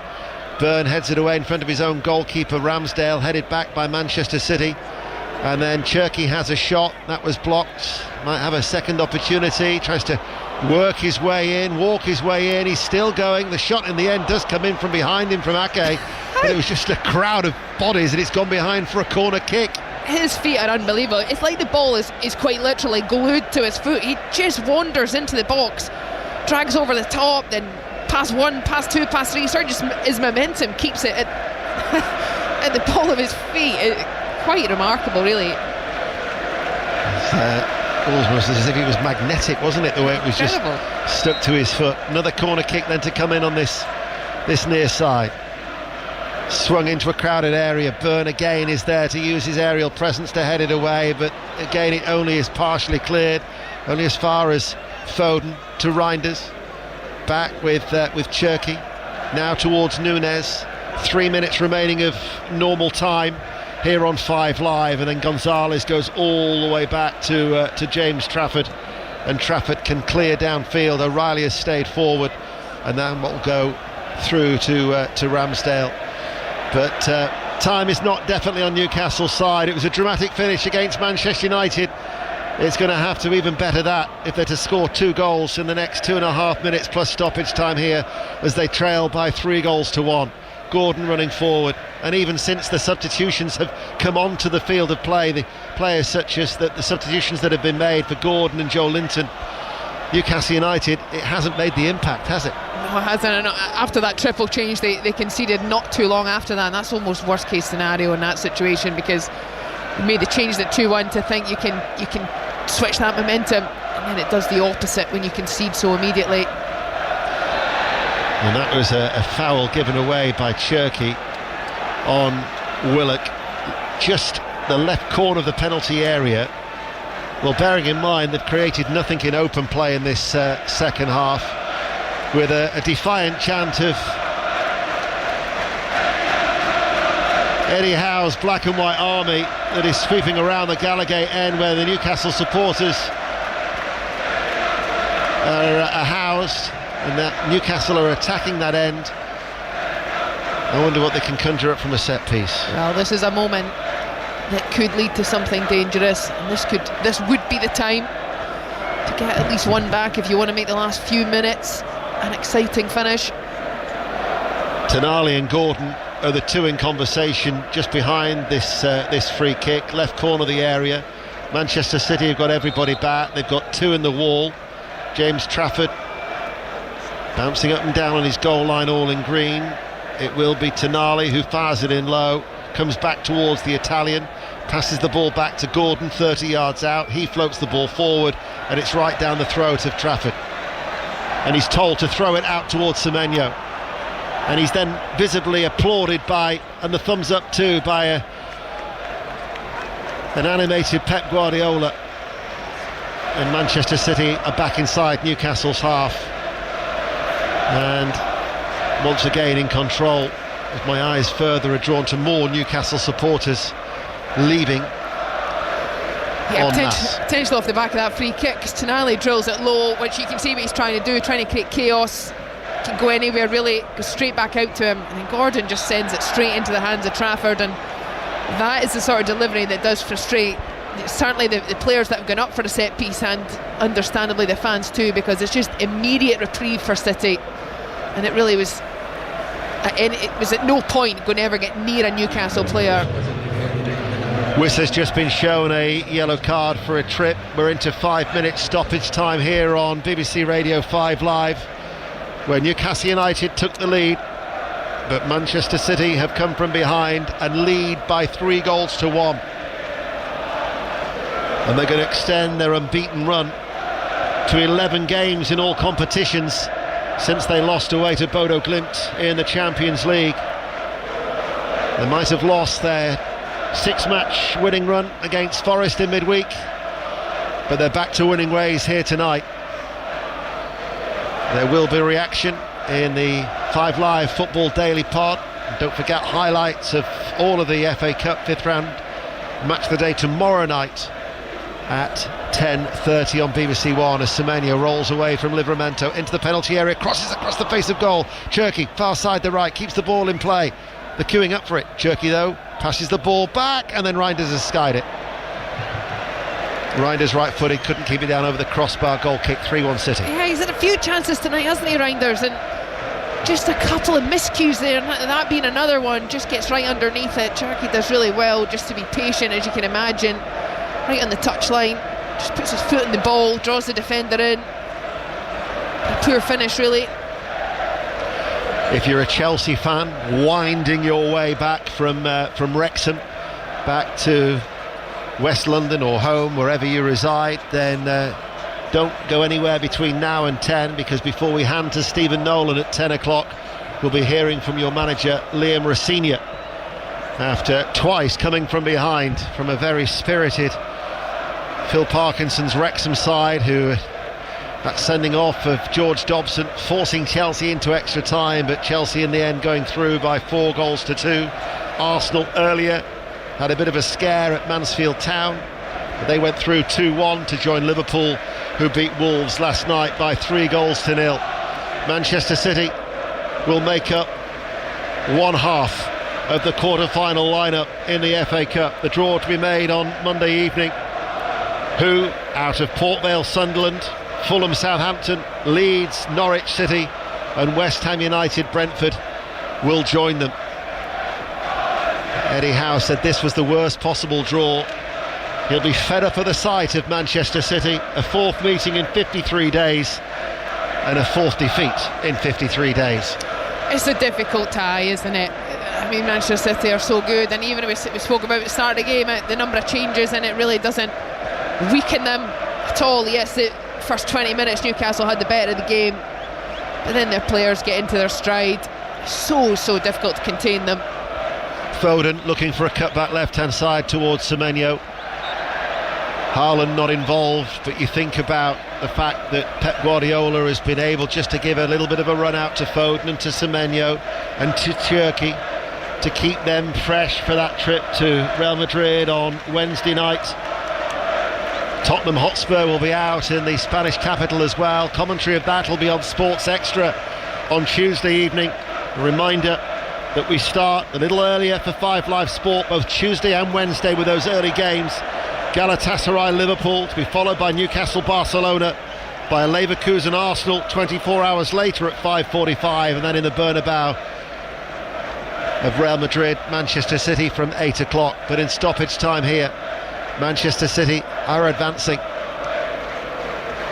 They've been very good. It's felt quite a complete performance. Even just talking about letting other players play, you know, Kuznov and Stones as well, Ake at left back. You never know in the run of games that they've got when you might pick up a little niggle somewhere. To give those players the best part of 90 minutes across the board, it allows them to have the appropriate preparation. This has been a high intensity game. It's a demanding ask to go and play in a fixture like this, a fellow Premier League side. Well, they're looking for a 4th goal. Here is Cherki, right hand side of the penalty area, passes the ball back towards John Stones. Only once before have these two sides met 5 times in a season. That was 94-95, 3 draws and a win each. But the 5 meetings this season have been extremely lopsided in favour of Manchester City. And Pep Guardiola looks extremely content with the way that his side had performed. Because the way that Newcastle started, this was a test for Manchester City. It was a test, and they could have certainly been more than just the 1 goal behind when Harvey Barnes got it in the 18th minute. A real positive start. They were on the front foot. They did ask a lot of questions in that Manchester City backline, but they just couldn't maintain that pressure. And the quality of City is shown through. It certainly has, and indeed there is the full-time whistle. There's a shake of the hand from Pep Guardiola towards the 4th official, and then a warmer embrace with Eddie Howe and Jason Tindall, as he then puts a consoling arm around the shoulder of Kieran Trippier, and he makes his way out onto the pitch to acknowledge his Manchester City players, because they've come from behind and they've beaten Newcastle United by 3-1, and that was a deserved win for Manchester City. It absolutely was, and it felt for some, they maybe were only in 3rd or 4th gear. I thought Gonzalez, wouldn't speak too much about him, I thought he came on to an excellent game. He just kept things going, orchestrated a lot, was very efficient at those clearances that Newcastle started to make when he got tired, and he was just always there to collect that second phase and restart the attack and build that relentless pressure that in the end just became too much for Newcastle. Some real top performances in the final third. Marmoush will get a lot of praise, as he deserves. Savinho, another performer that got a lot of joy down the right hand side. A good win for City in a game that I'm sure they also felt was a tough draw. It's incredible, isn't it, this run that they've had. I know they were losing finalists in 24 against Manchester United and then 12 months later against Crystal Palace. But Manchester City now have won 19 of their last 21 ties in the FA Cup. It's remarkable, really, in a competition where so many of the top clubs that we see in the Premier League, year after year, different teams, but somebody will stumble at different stages. And for City to be so dominant and relentless and just very typically make their way to Wembley year on year, as well as maintain the standard across the Champions League, the Premier League, the League Cup. Again, they've got that to look forward to before international break too in this run of games. It really is an incredible feat, and it's difficult to find words for a team that has won so many things and continues to just look to be such a dominant force. Pep Guardiola takes his Manchester City players across to acknowledge the strong travelling support high up away towards our left. Newcastle United took the lead through Harvey Barnes after 18 minutes. The ball bouncing off the shins of Savinho to equalise 7 minutes before half-time. Reinders easily could have made it 2-1, but Manchester City by that point were in the groove, and they scored early in the second half through Marmoush and March, and then with a blistering third, he got that increased their lead after 65 minutes in a second half where Newcastle United really were very rarely in this FA Cup contest. Well, earlier tonight...